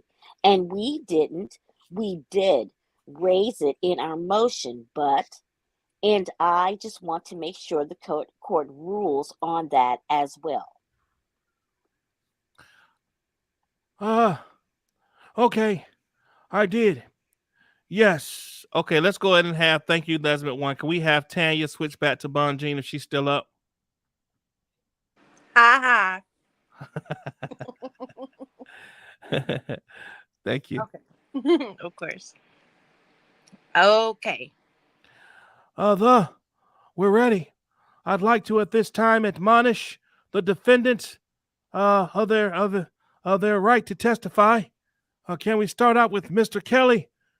Defendant Kelly and counsel conferring. Mr. Kelly, the government has rested. We now move to the defendants, including yourself, to provide whatever evidence. I'm going to justify. Huh? Oh, my bad. Please mute. Thank you. Okay, hold on. You have the right to testify in your own defense, subject, obviously, to cross-examination. You have a right to remain silent and not to testify. And if you choose not to testify, you'd be entitled to an instruction to the jury that they cannot consider your declining testimony to testify in any way in the merits of the case. Have you discussed with your attorneys whether you should testify in your own defense? Yes, sir. I have, Your Honor. Have you had adequate time to discuss the issue with them and whether you should testify? Yes, I have. Have you arrived at a decision whether you wish to testify in your own defense? No. What is your decision? I'm not going to testify. You do not wish to testify, is that correct? That's correct. Ms. Bonjean, have you discussed this with your client? Yes, Your Honor. We have discussed it. And is it your understanding that he understands the issue and the right to testify and right not to testify? Mr. Kelly understands that he has the right to testify and also has the right to decline to testify, and that it will not be used as evidence against him. Thank you. Mr. McDavid? I'm going to testify, Your Honor. Pardon? Okay. I'm going to testify, Your Honor. Okay. I just want you have the right to not to testify. Do you understand that, sir? And you've discussed with your attorneys whether you should testify. Is that correct? Absolutely. Absolutely. I got it. Okay. Absolutely, Your Honor. And you've had adequate time to do that? Yes, sir. And you've arrived at that decision? Yes, sir. Mr. Brindley, have you discussed with your client whether he should testify? Yes, Judge. Many times and on many occasions, yes. And you believe he understands what's involved in testifying and not testifying? I'm quite certain that he does. Okay. And Mr. McDavid, it's my understanding that you wish to testify in your own defense. Is that correct? Absolutely, Your Honor. Okay. Finally, Mr. Brown, if you can remove your mask just for a moment, please. You understand that you have the right to testify in your own defense if you choose to do so, obviously, subject to cross-examination. You understand that, sir? Yes, I do.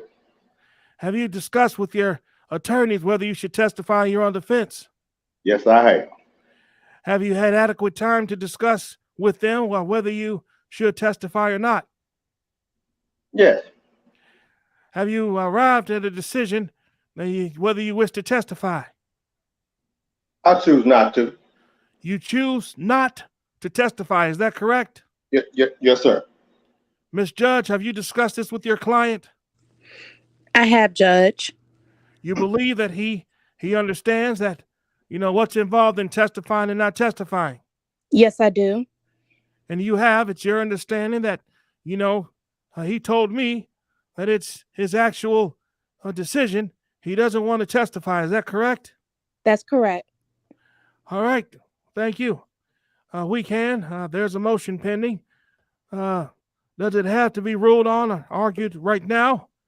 The one Mr. Brindley filed or McDavid filed on Palladino Records.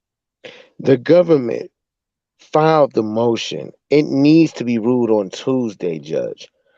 It doesn't have to be ruled on right now, but it has to be ruled on today. Well, all right. Well, let me ask you this: is there a witness available right now? We have a witness available right now, but not on this subject. If that's what you mean. All right, fine. The witness, there is an issue with the witness, obviously.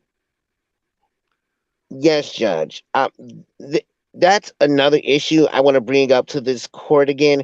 A court when it's convenient about the issue related to the witness relating to the Palladino documents. Well, what about the witness you have available right now? He's on the he's on the it just messed up. Keep me out.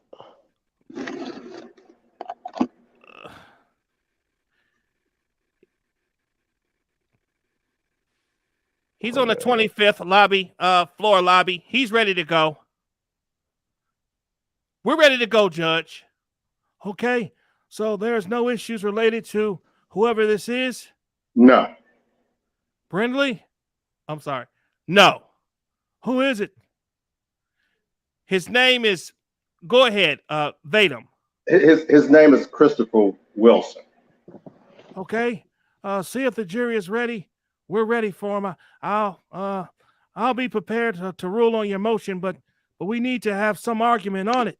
You know, that's all I'd rather not keep the jury waiting if we have some questions to do so. We need a minute, just like 30 seconds. The witness can come in. We're ready. Just real quick, logistic questions before the jury comes in. We want to make sure we're on the same page that the government will be cross-examining any witnesses that get called last. You good, Johan? Mm-hmm. Okay, go and start at 4, please. You gotta let me in. Oh. You in, bro? I don't see nothing on mine. I don't see nothing on mine.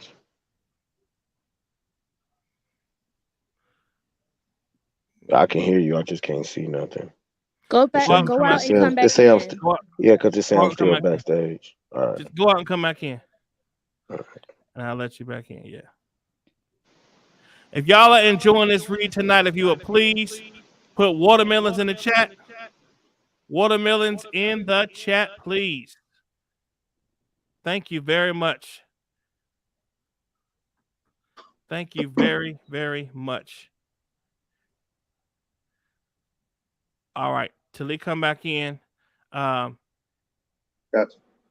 He means after the other defendants get an opportunity. Right. I think, Judge. Oh. Yeah. Yeah. Probably. That's okay. Hold on. You good, bro? You on mute. All right, there we go. I can see you at that now. Oh, okay, great. So I'm gonna start at 10. Yeah, probably that's the easiest way to do it. So you wouldn't have to you wouldn't have to come back 3 times. So we will. You know what I said about the defendants, they can establish their own order, or if not, we would take them some pursuant to the indictment. But it's my understanding Mr. McDavid is calling this witness. Yes, Your Honor. Yes, Your Honor. All right, get him in.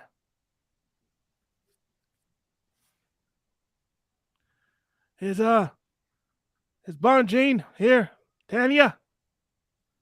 Is she asleep? No, I'm here.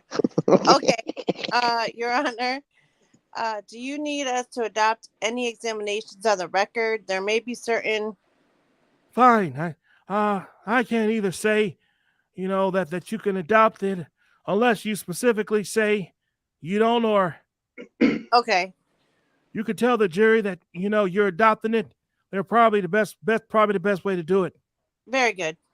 Say we adopt so not to waste time or whatever. Okay. All rise. Please be seated. Members of the jury, when we broke yesterday or Tuesday, I said that we would start with the defense witnesses. And the first witness is one called on behalf of McDavid, defendant McDavid. Could the witness come forward? Just that last chair. Please raise your right hand before you sit down. Please be seated. May I begin, Your Honor? You may. Christopher G. Wilson, defendant McDavid's witness, duly sworn for direct examination. Good morning. Y'all two can go. Okay. Good morning. Can you please state and spell your name for the record? My name is Christopher G. Wilson, Wilson. Can you just be a little closer to the microphone so everyone can hear you? Okay. How old are you, Mr. Wilson?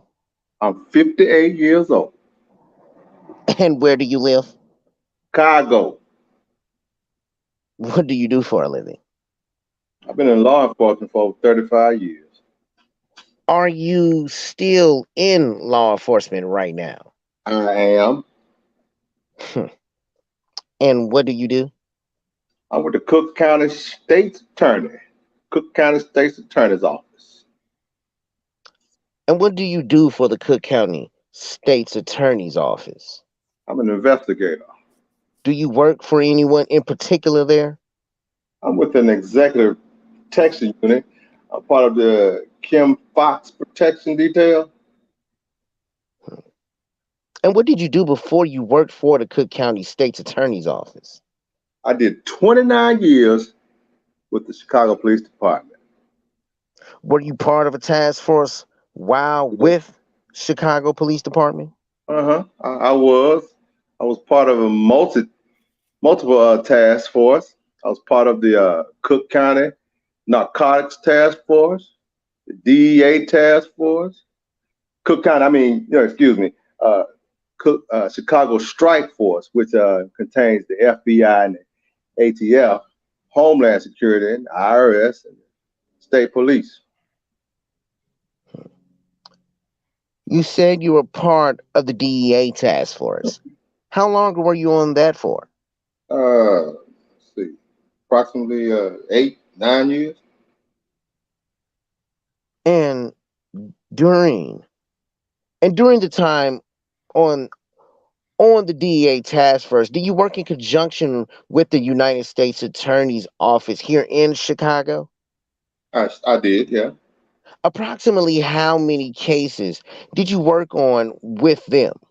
Oh man, it was numerous. The cases I worked were, long-term narcotic cases. That always, well, I mean, not always, but mostly ended in Title III investigations. So we worked closely with the attorney's office. Did you testify on their behalf here in federal court? I did, yeah. Approximately how many times do you remember? I would say between like 5 or 10 times. Now, do you know a person by the name of Daryl McDavid? I do. And how do you know him? He's been a family friend of mine for over 35 years. And do you see him here in court today? I do. Can you point him out? The man waving his hand, standing up. Can the record reflect he identified the defendant?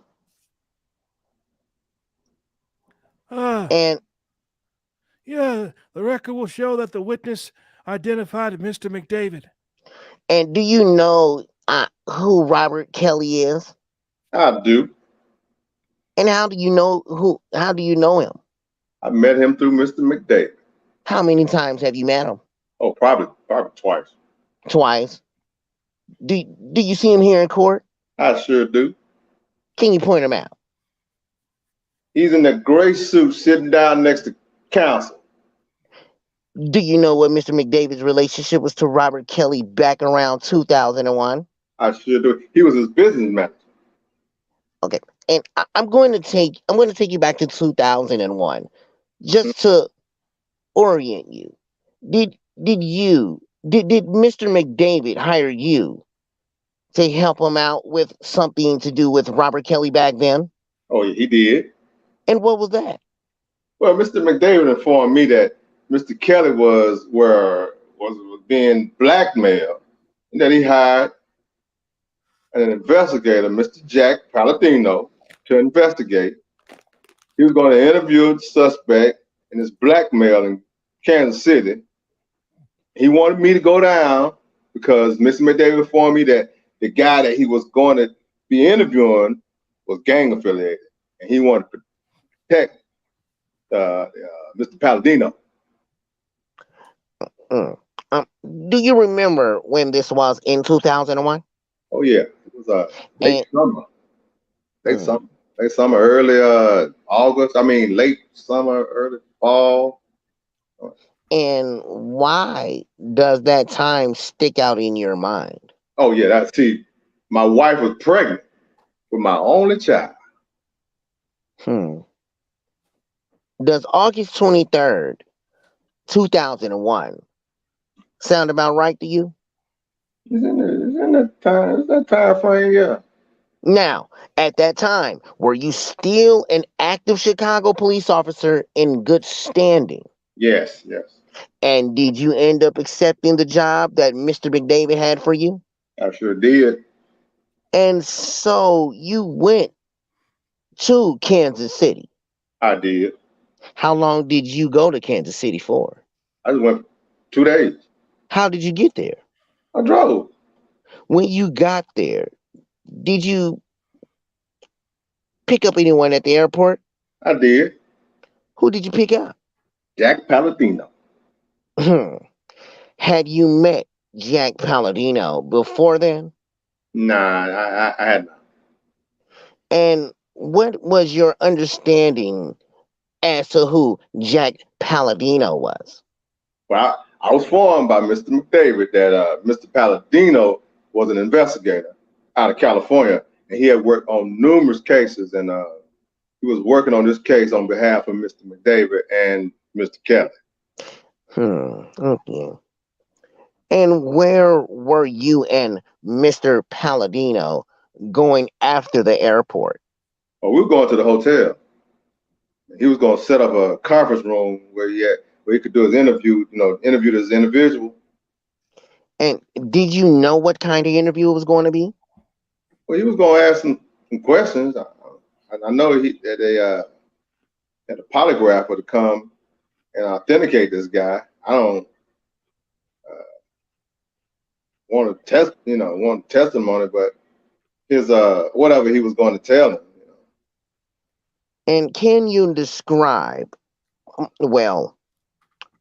did you actually end up seeing the person who was going to get the polygraph? I sure did, yeah. Can you describe what he looks like? Okay. He was a male, black. I want to say somewhere between 5'5", 5'6", somewhere around there, dark complected. I'm going to show you what's admitted as Government Exhibit 109. Now, can I get a document camera? Does this individual look familiar to you? It looks like the individual was interviewed that night. In Kansas City? Yeah. Okay, thank you. Now, during that time, did you ever introduce yourself as an off-duty police officer? I may have. Were you on at that time? I was. Now, during the time of the polygraph examination, were you? During the actual examination, I was outside the conference room. So did you hear any of the questions that were asked or any of the answers that were given? I did not. Was Mr. McDavid there during the polygraph examination? No. He was not. Now, was there anyone from the hotel who you spoke to or interacted with while you were there? Well, there was a security guard that came around a couple of times, so I showed him my ID, presented him my ID to him, and let him know I was let him know what I was doing. So he came around a couple of times just to check. What happened after the polygraph examination was completed? Well, Mr. Palladino exited, along with the individuals that were doing the polygraph. Mr. Palladino and the individual walked. I walked with them. We walked outside. I can't remember exactly what Mr. Palladino called Mr. McDavid or Mr. McDavid called Mr. Palladino. But a phone call ensued between the two. They had a conversation. I believe I surely talked to Mr. McDavid as well. While we were standing outside, the individual that was being interviewed started making what I call nervous movements. You know what I'm saying? And how did that make you feel? I was a little uneasy. And based on this feeling, did you suggest anything, or did you do anything with Jack Palladino? Yeah, we moved to a different hotel so this individual wouldn't know where we were staying at. Now, did you ever meet with this individual again? Well, the next day. Still in Kansas City? Yeah. Was Mr. McDavid at that meeting? No, he wasn't. Now, during these 2 days that you were in Kansas City, did you see what, if anything, was exchanged between Jack Palladino and this individual? I did not. Did you see whether or not Mr. Palladino paid this other individual? No, I did not. At any point, did anyone suggest to you that this was anything related to child pornography? Absolutely not. And during the 2 days that you were in Kansas City, at any point was Mr. McDavid there in person? No, he was not. Now, several years later, did you have an occasion?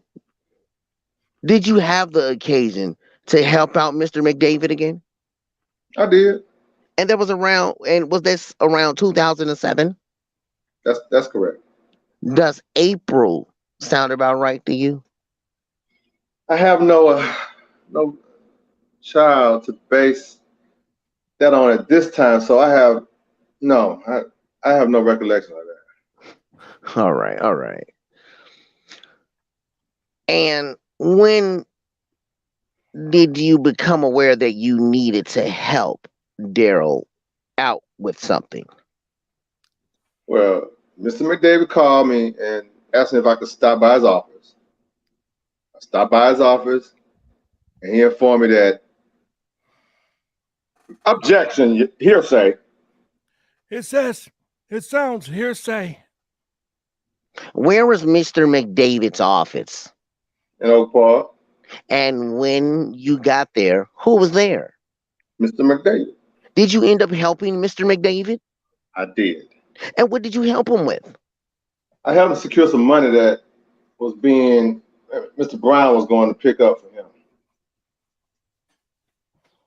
him. When you say Mr. Brown, who do you mean? I mean Mr. Milton Brown. Do you call him June also? I call him June. Do you see him here in court? I do.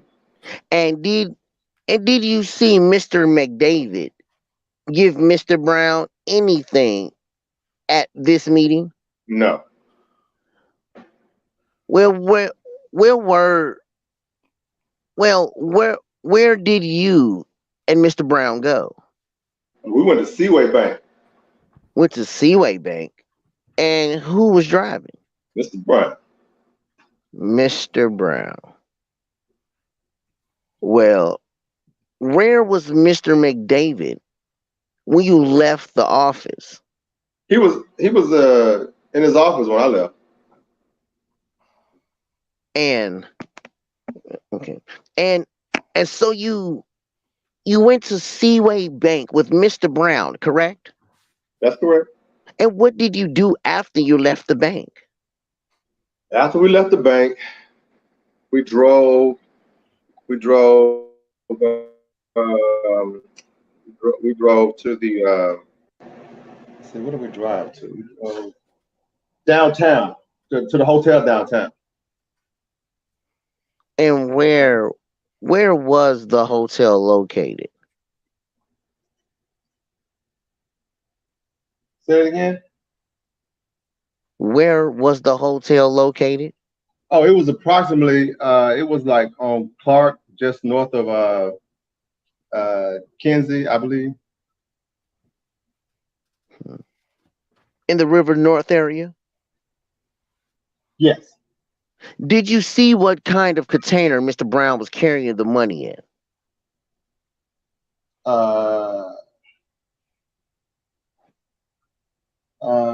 It was a medium-sized bag. What did you do when you and Mr. Brown got into the hotel?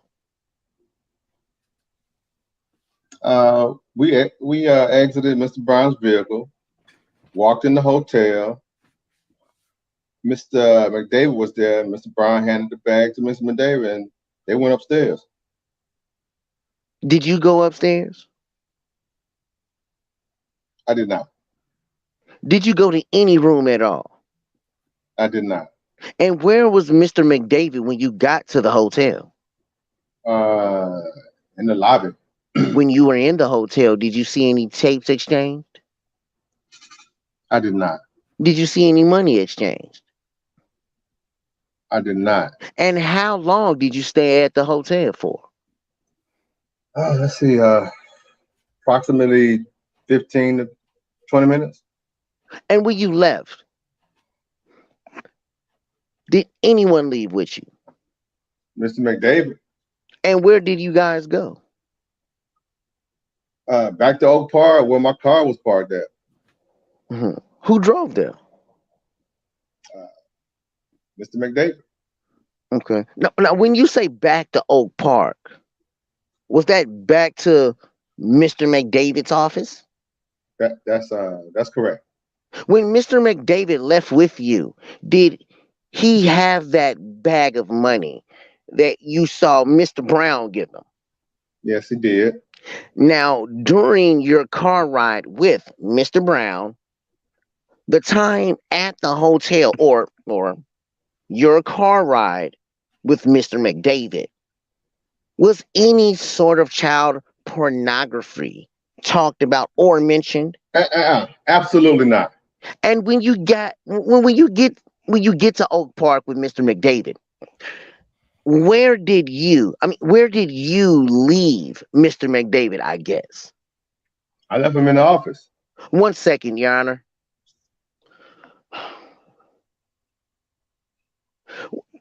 Okay, when you got to Oak Park, Mr. McDavid's office with him after the hotel, did you see Mr. McDavid go up to his office with the bag of money?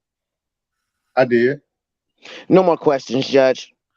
Any questions on behalf of Mr. Kelly? Is Miss Bonjean in or? Yes, I'm here. Sorry, my mute. No, Your Honor. We would adopt the direct examination of the defendant, McDavid. Any questions on behalf of Mr. Brown? No, Judge. The same thing. We adopt. All right. Cross-examination of the government. Good morning, sir. Good morning. It is Officer Wilson. Retired. Oh.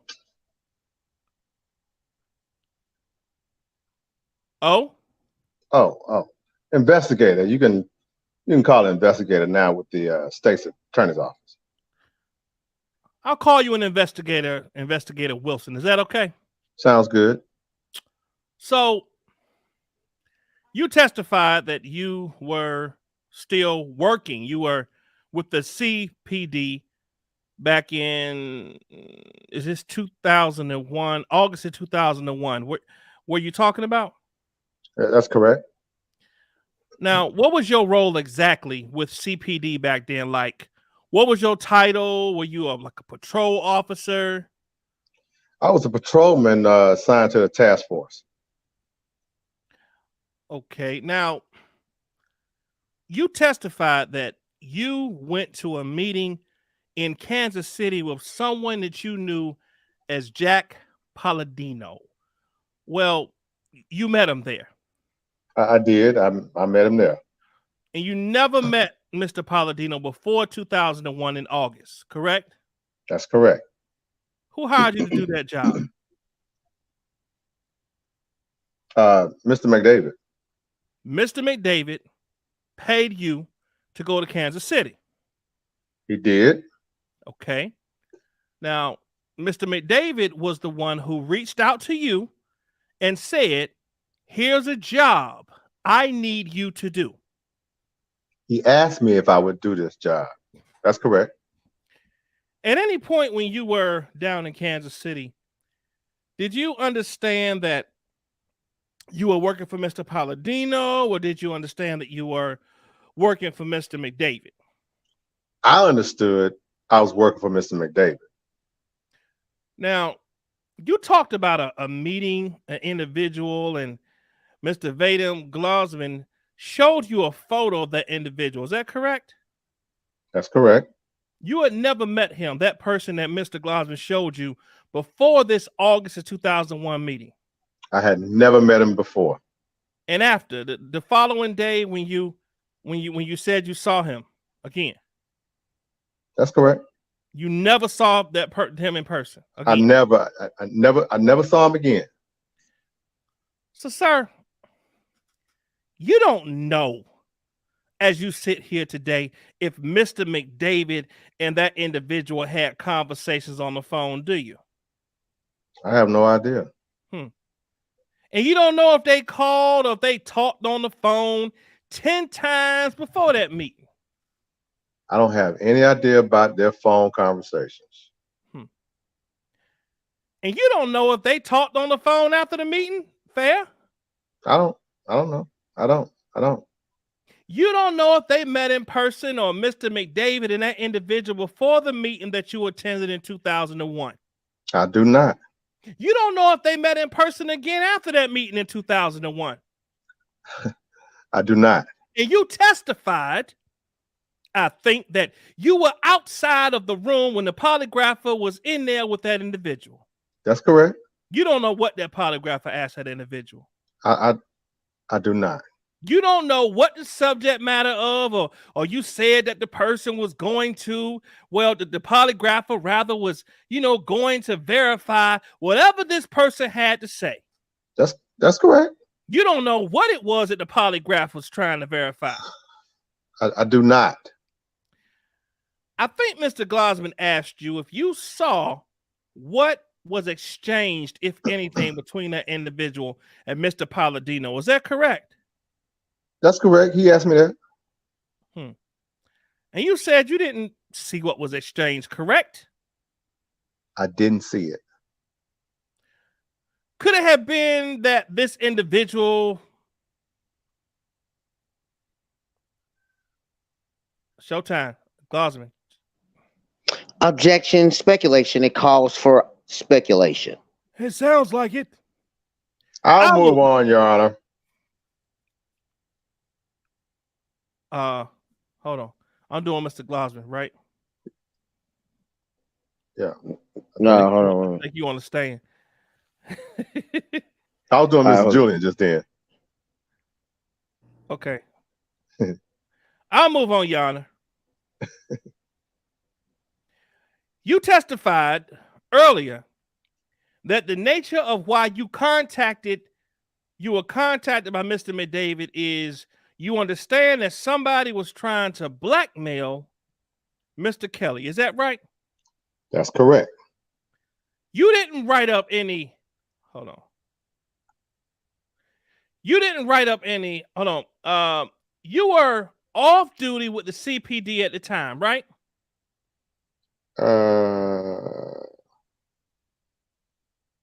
Did I skip? Yeah, skip 18.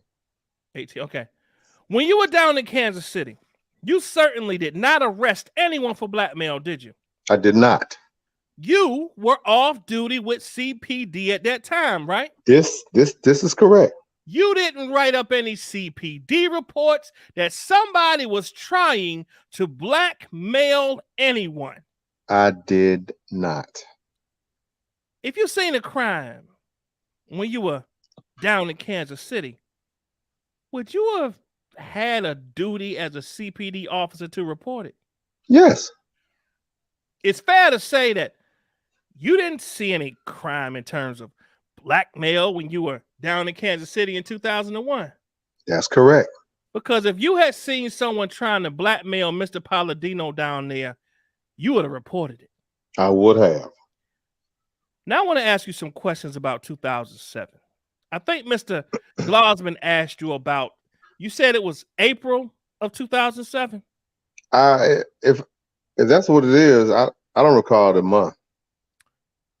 But it could have been early portion of the year, like May, April, June, May. It could have been. I have no recollection of it. Got it. But you did meet Mr. McDavid at his office at Oak Park. In Oak Park, yeah. And I think you said that the purpose of that was you were going to escort Mr. Joan Brown with a bag of money. That's correct. How did you know that it was a bag of money? Because I went with Mr. Brown to Seaway Bank and watched Mr. Brown remove some money from the bank. After the point in time when you saw that, when you saw Mr. Brown remove that money and put it in the bag. Yes. Did you ever look into the bag? I did not. Did you ever count the bag? I did not. If someone had taken money out of that bag today, you wouldn't know that money had been removed from that bag. Fair? That's fair. You don't know how much money was in that bag. I do not. Could have been $100,000. Objection, Your Honor. It calls for speculation. Sustained. And you testified that you went to a meeting at a hotel. Is that right? That's correct. With a bag of money. That's correct. Who all was there? When I walked into the lobby, there was a bunch of people who I don't know in the lobby, but me and Mr. Brown met Mr. McDavid in the lobby. At a hotel. With the bag of money. Oh, at the hotel. Oh yeah, at the hotel. With a bag of money. Yes, with the bag of money. And you said that Mr. McDavid left that day and still had the bag? That's correct. But you never looked inside of that bag after the point when you were leaving the meeting to see what was in it. Is that right? That's correct. Give me a moment, Judge. A couple more questions I got for you, Investigator Wilson. Just coming back to 2001 in Kansas City. You testified that you know that Mr. McDavid was not at the hotel with you and Mr. Palladino and the subject and the polygrapher. Is that right? Yeah, that's correct.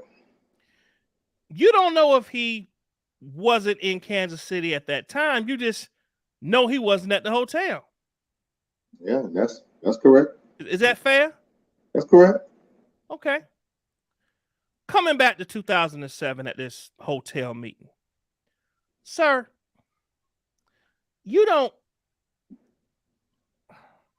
weren't present upstairs for any of the conversations that might have happened at the hotel. Is that right?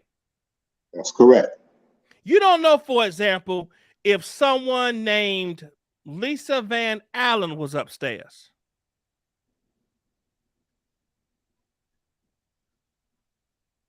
Mr. Glassman. Objection, Your Honor. The objection is sustained. You've never present for any conversations with Mr. McDavid and Lisa Van Allen, have you? I don't know Lisa Van Allen, so no. You've never been on the phone for any conversations or present for any conversations with Daryl McDavid and someone named Keith Morrell, have you? I don't know Keith Morrell. In this hotel that you were talking about, you say you don't know what hotel it was. I don't know the name of it, right? No. I know approximately where we went to. Like I said, it was north of Clark. It was on Clark Street, north of Kinsey, before the river. Earlier, you testified that Mr. McDavid, he's your friend, right? He is. How long you say y'all been friends? Oh, well, over 35 years. Is it because of the nature of your friendship you think that he reached out to you and asked you to take a job to go down to Kansas City in 2001? Objection, speculation. Objection sustained. As you sit here right now, you certainly don't want to see one of your friends go to prison, do you? No, I do not. Nothing further, Your Honor. Anything brief? Mr. Glassman? Investigator Wilson, when you were in Kansas City in 2001, August of 2001, and either of you or Jack Palladino had to speak with Mr. McDavid, could you talk to him in person, or did you have to call him? He had to be called. And in 2007, when you were escorted, when you escorted Mr. Brown to the bank, and then from the bank, with the money to the hotel, were you still a Chicago police officer? I was. You were active and in good standing. Yes, I was. Did you see or think anything nefarious of the driving of the money over to the hotel? I did not. No more questions.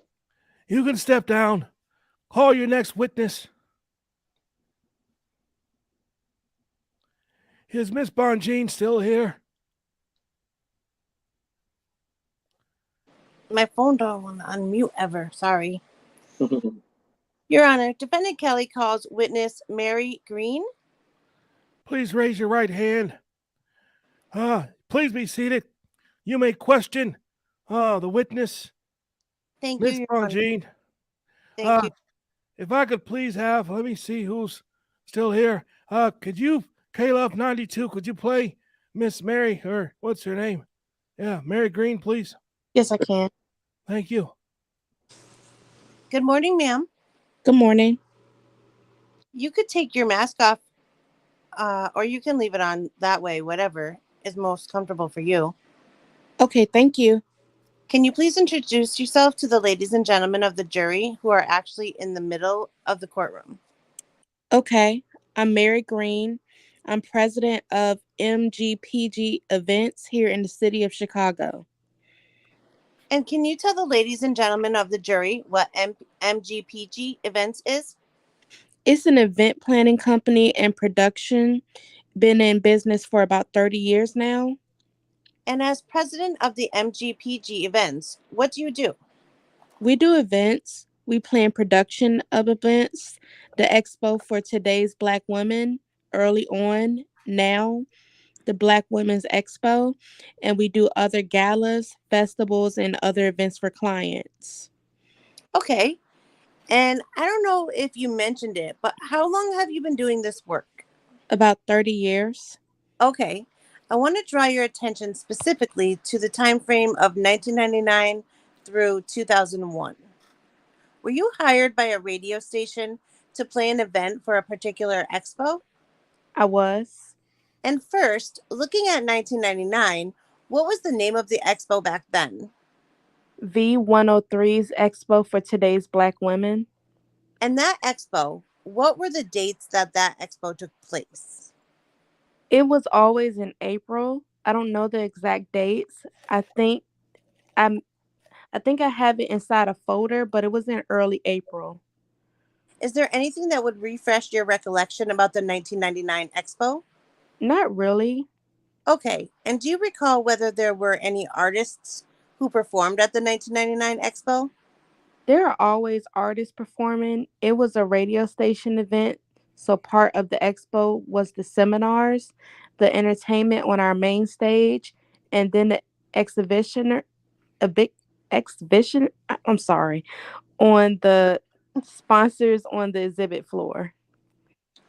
Okay. And do you remember actually whether or not you spoke with the government back in May 7th of 2019 in connection with this case? 2019, yes, I did. Okay. And would your report refresh your recollection about who was actually performing at the 1999 expo? Objection, her report. I'm sorry, my apologies. Would the report that was prepared? I'm sorry. Lesman one, can you play Miss Peloso or anybody else like Mr. Anybody that jumps in, please? Sure. Thank you. Miss Bonjean, you can start at 23. Okay, I'm sorry, my apologies. Would the report that was prepared by the government, you've had a chance to look at that, right? I did. Would that would that refresh your recollection about who the artists were who performed at the expo in 1999? Yes. Okay. Can you just show it to the witness, please? And let me know when you see it up there, ma'am. I see it now. And if you could pull out the paragraph, Ashley, that's okay. And prior to meeting with the government, you did some looking into documents that helped refresh your recollection of this particular event that you planned, right? Yes, the welcome guides, which all of the attendees get when they come into the show. Very good. And can you tell the ladies and gentlemen of the jury, artists that performed in 1999? Jawan Truce, Kevin Lewis Carr, Cheryl, Public Announcement, Tony Tone, Silk, Young Edition, Carlos Cannon, and Detour. And based on your information, did Mr. Kelly appear as an artist at the 1999 expo? Not in my recollection. Okay, so now let's look at the 2000 expo, if you will. Did you prepare the 2000 or were you hired to do the event planning for the 2000 expo? I was. Okay. And does this refresh your recollection about the dates of the 2000 expo? Yes, April 7th through the 9th.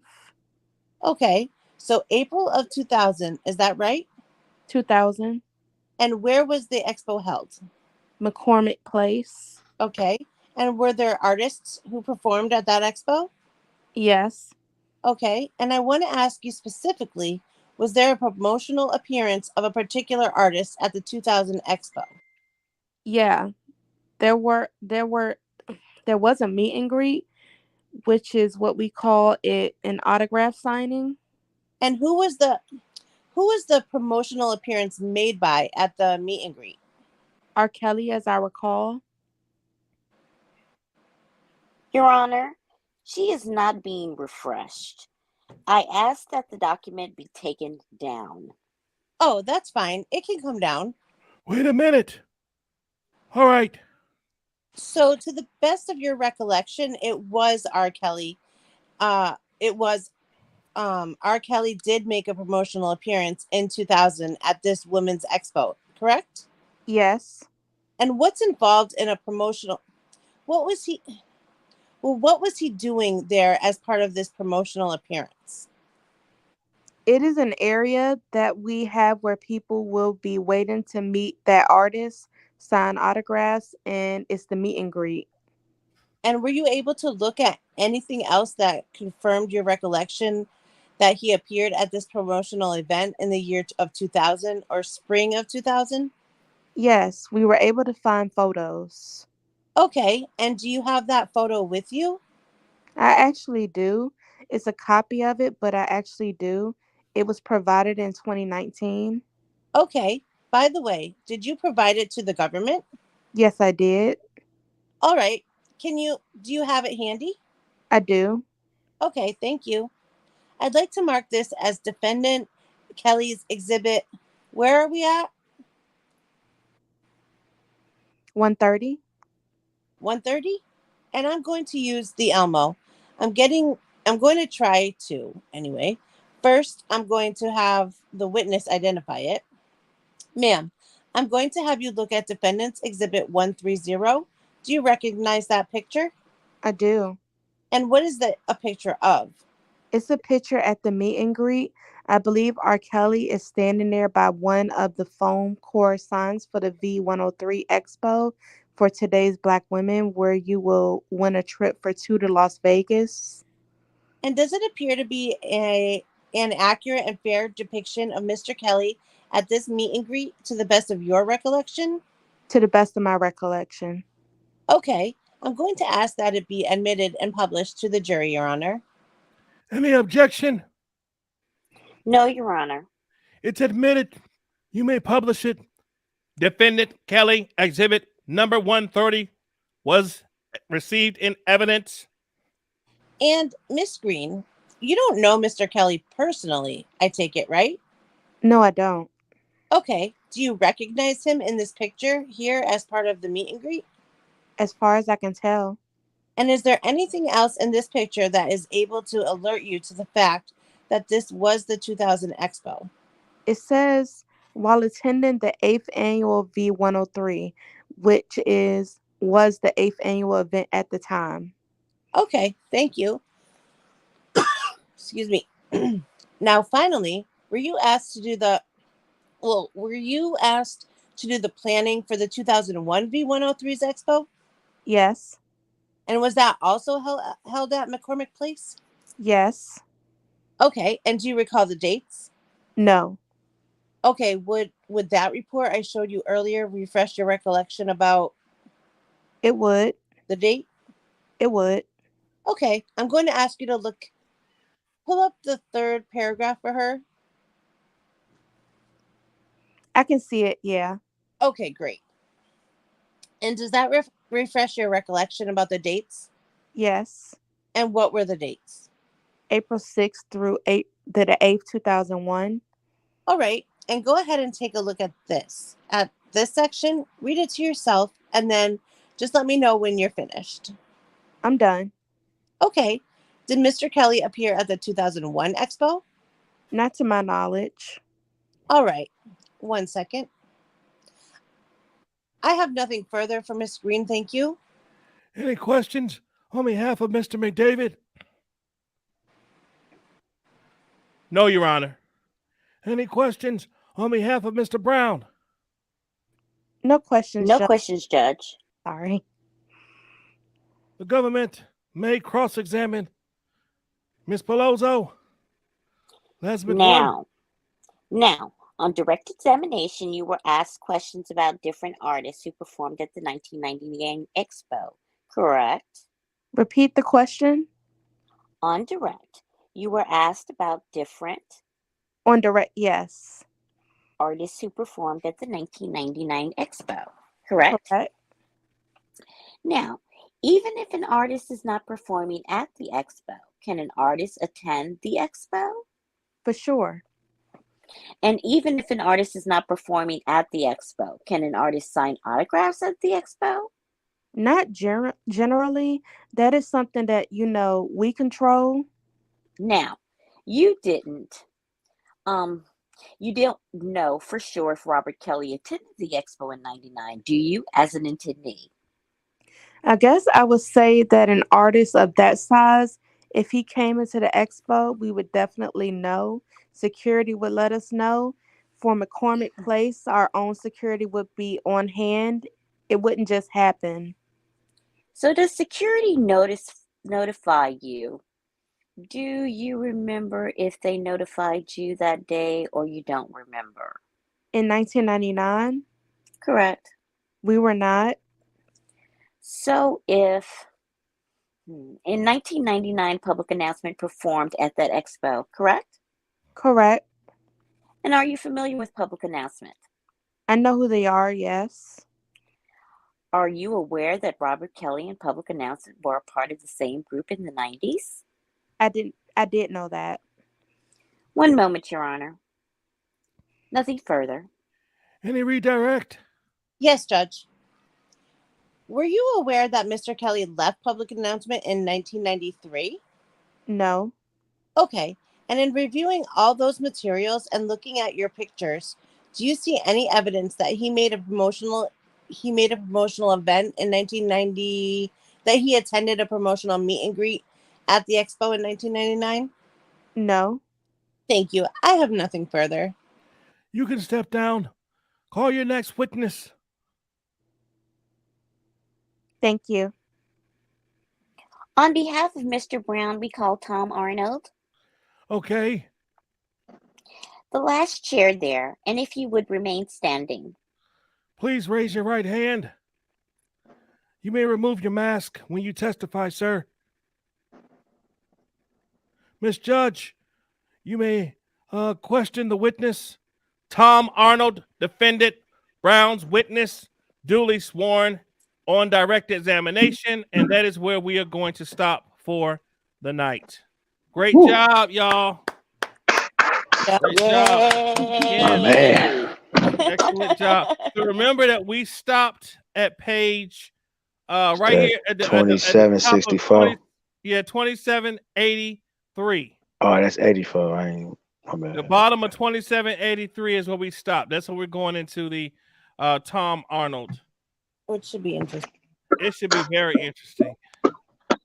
He testified in New York, right? Yes, he did. He showed it. Yep. He was just the do boy. He was the studio, Yep. yeah, the studio guy. Yeah. Yeah. Mr. Do It. Yeah.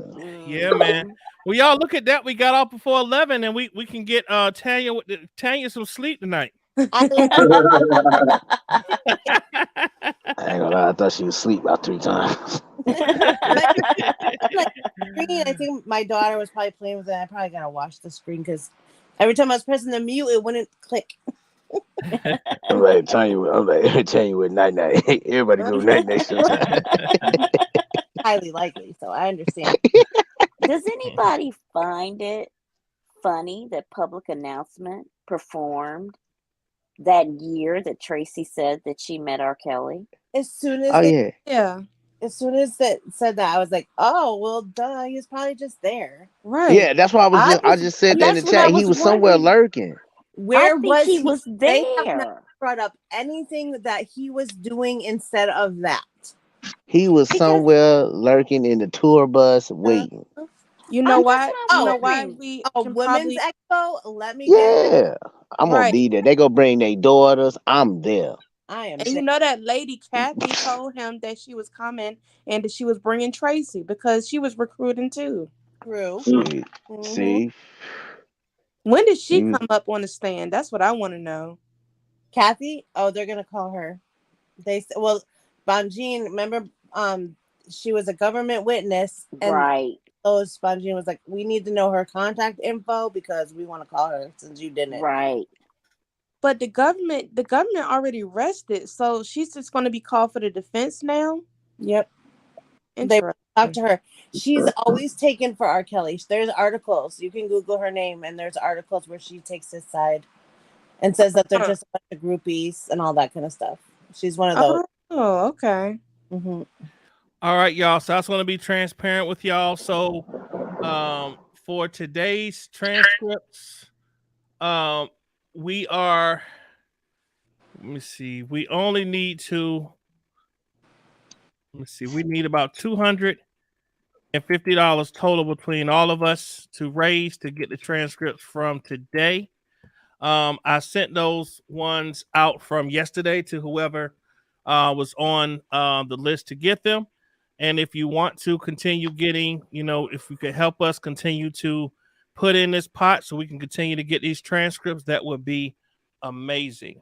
So we're $250 away from getting today's transcripts, in which it was freaking crazy. Believe me. Hey, I shot you some. I shot you some too, bro. Okay. Awesome. All right, y'all. So y'all look, check this out. Let me put this on here so you can see. For those that want to help us with the transcripts, just go ahead and send it to the Cash App. Thank you, Lasmit One. I just got that.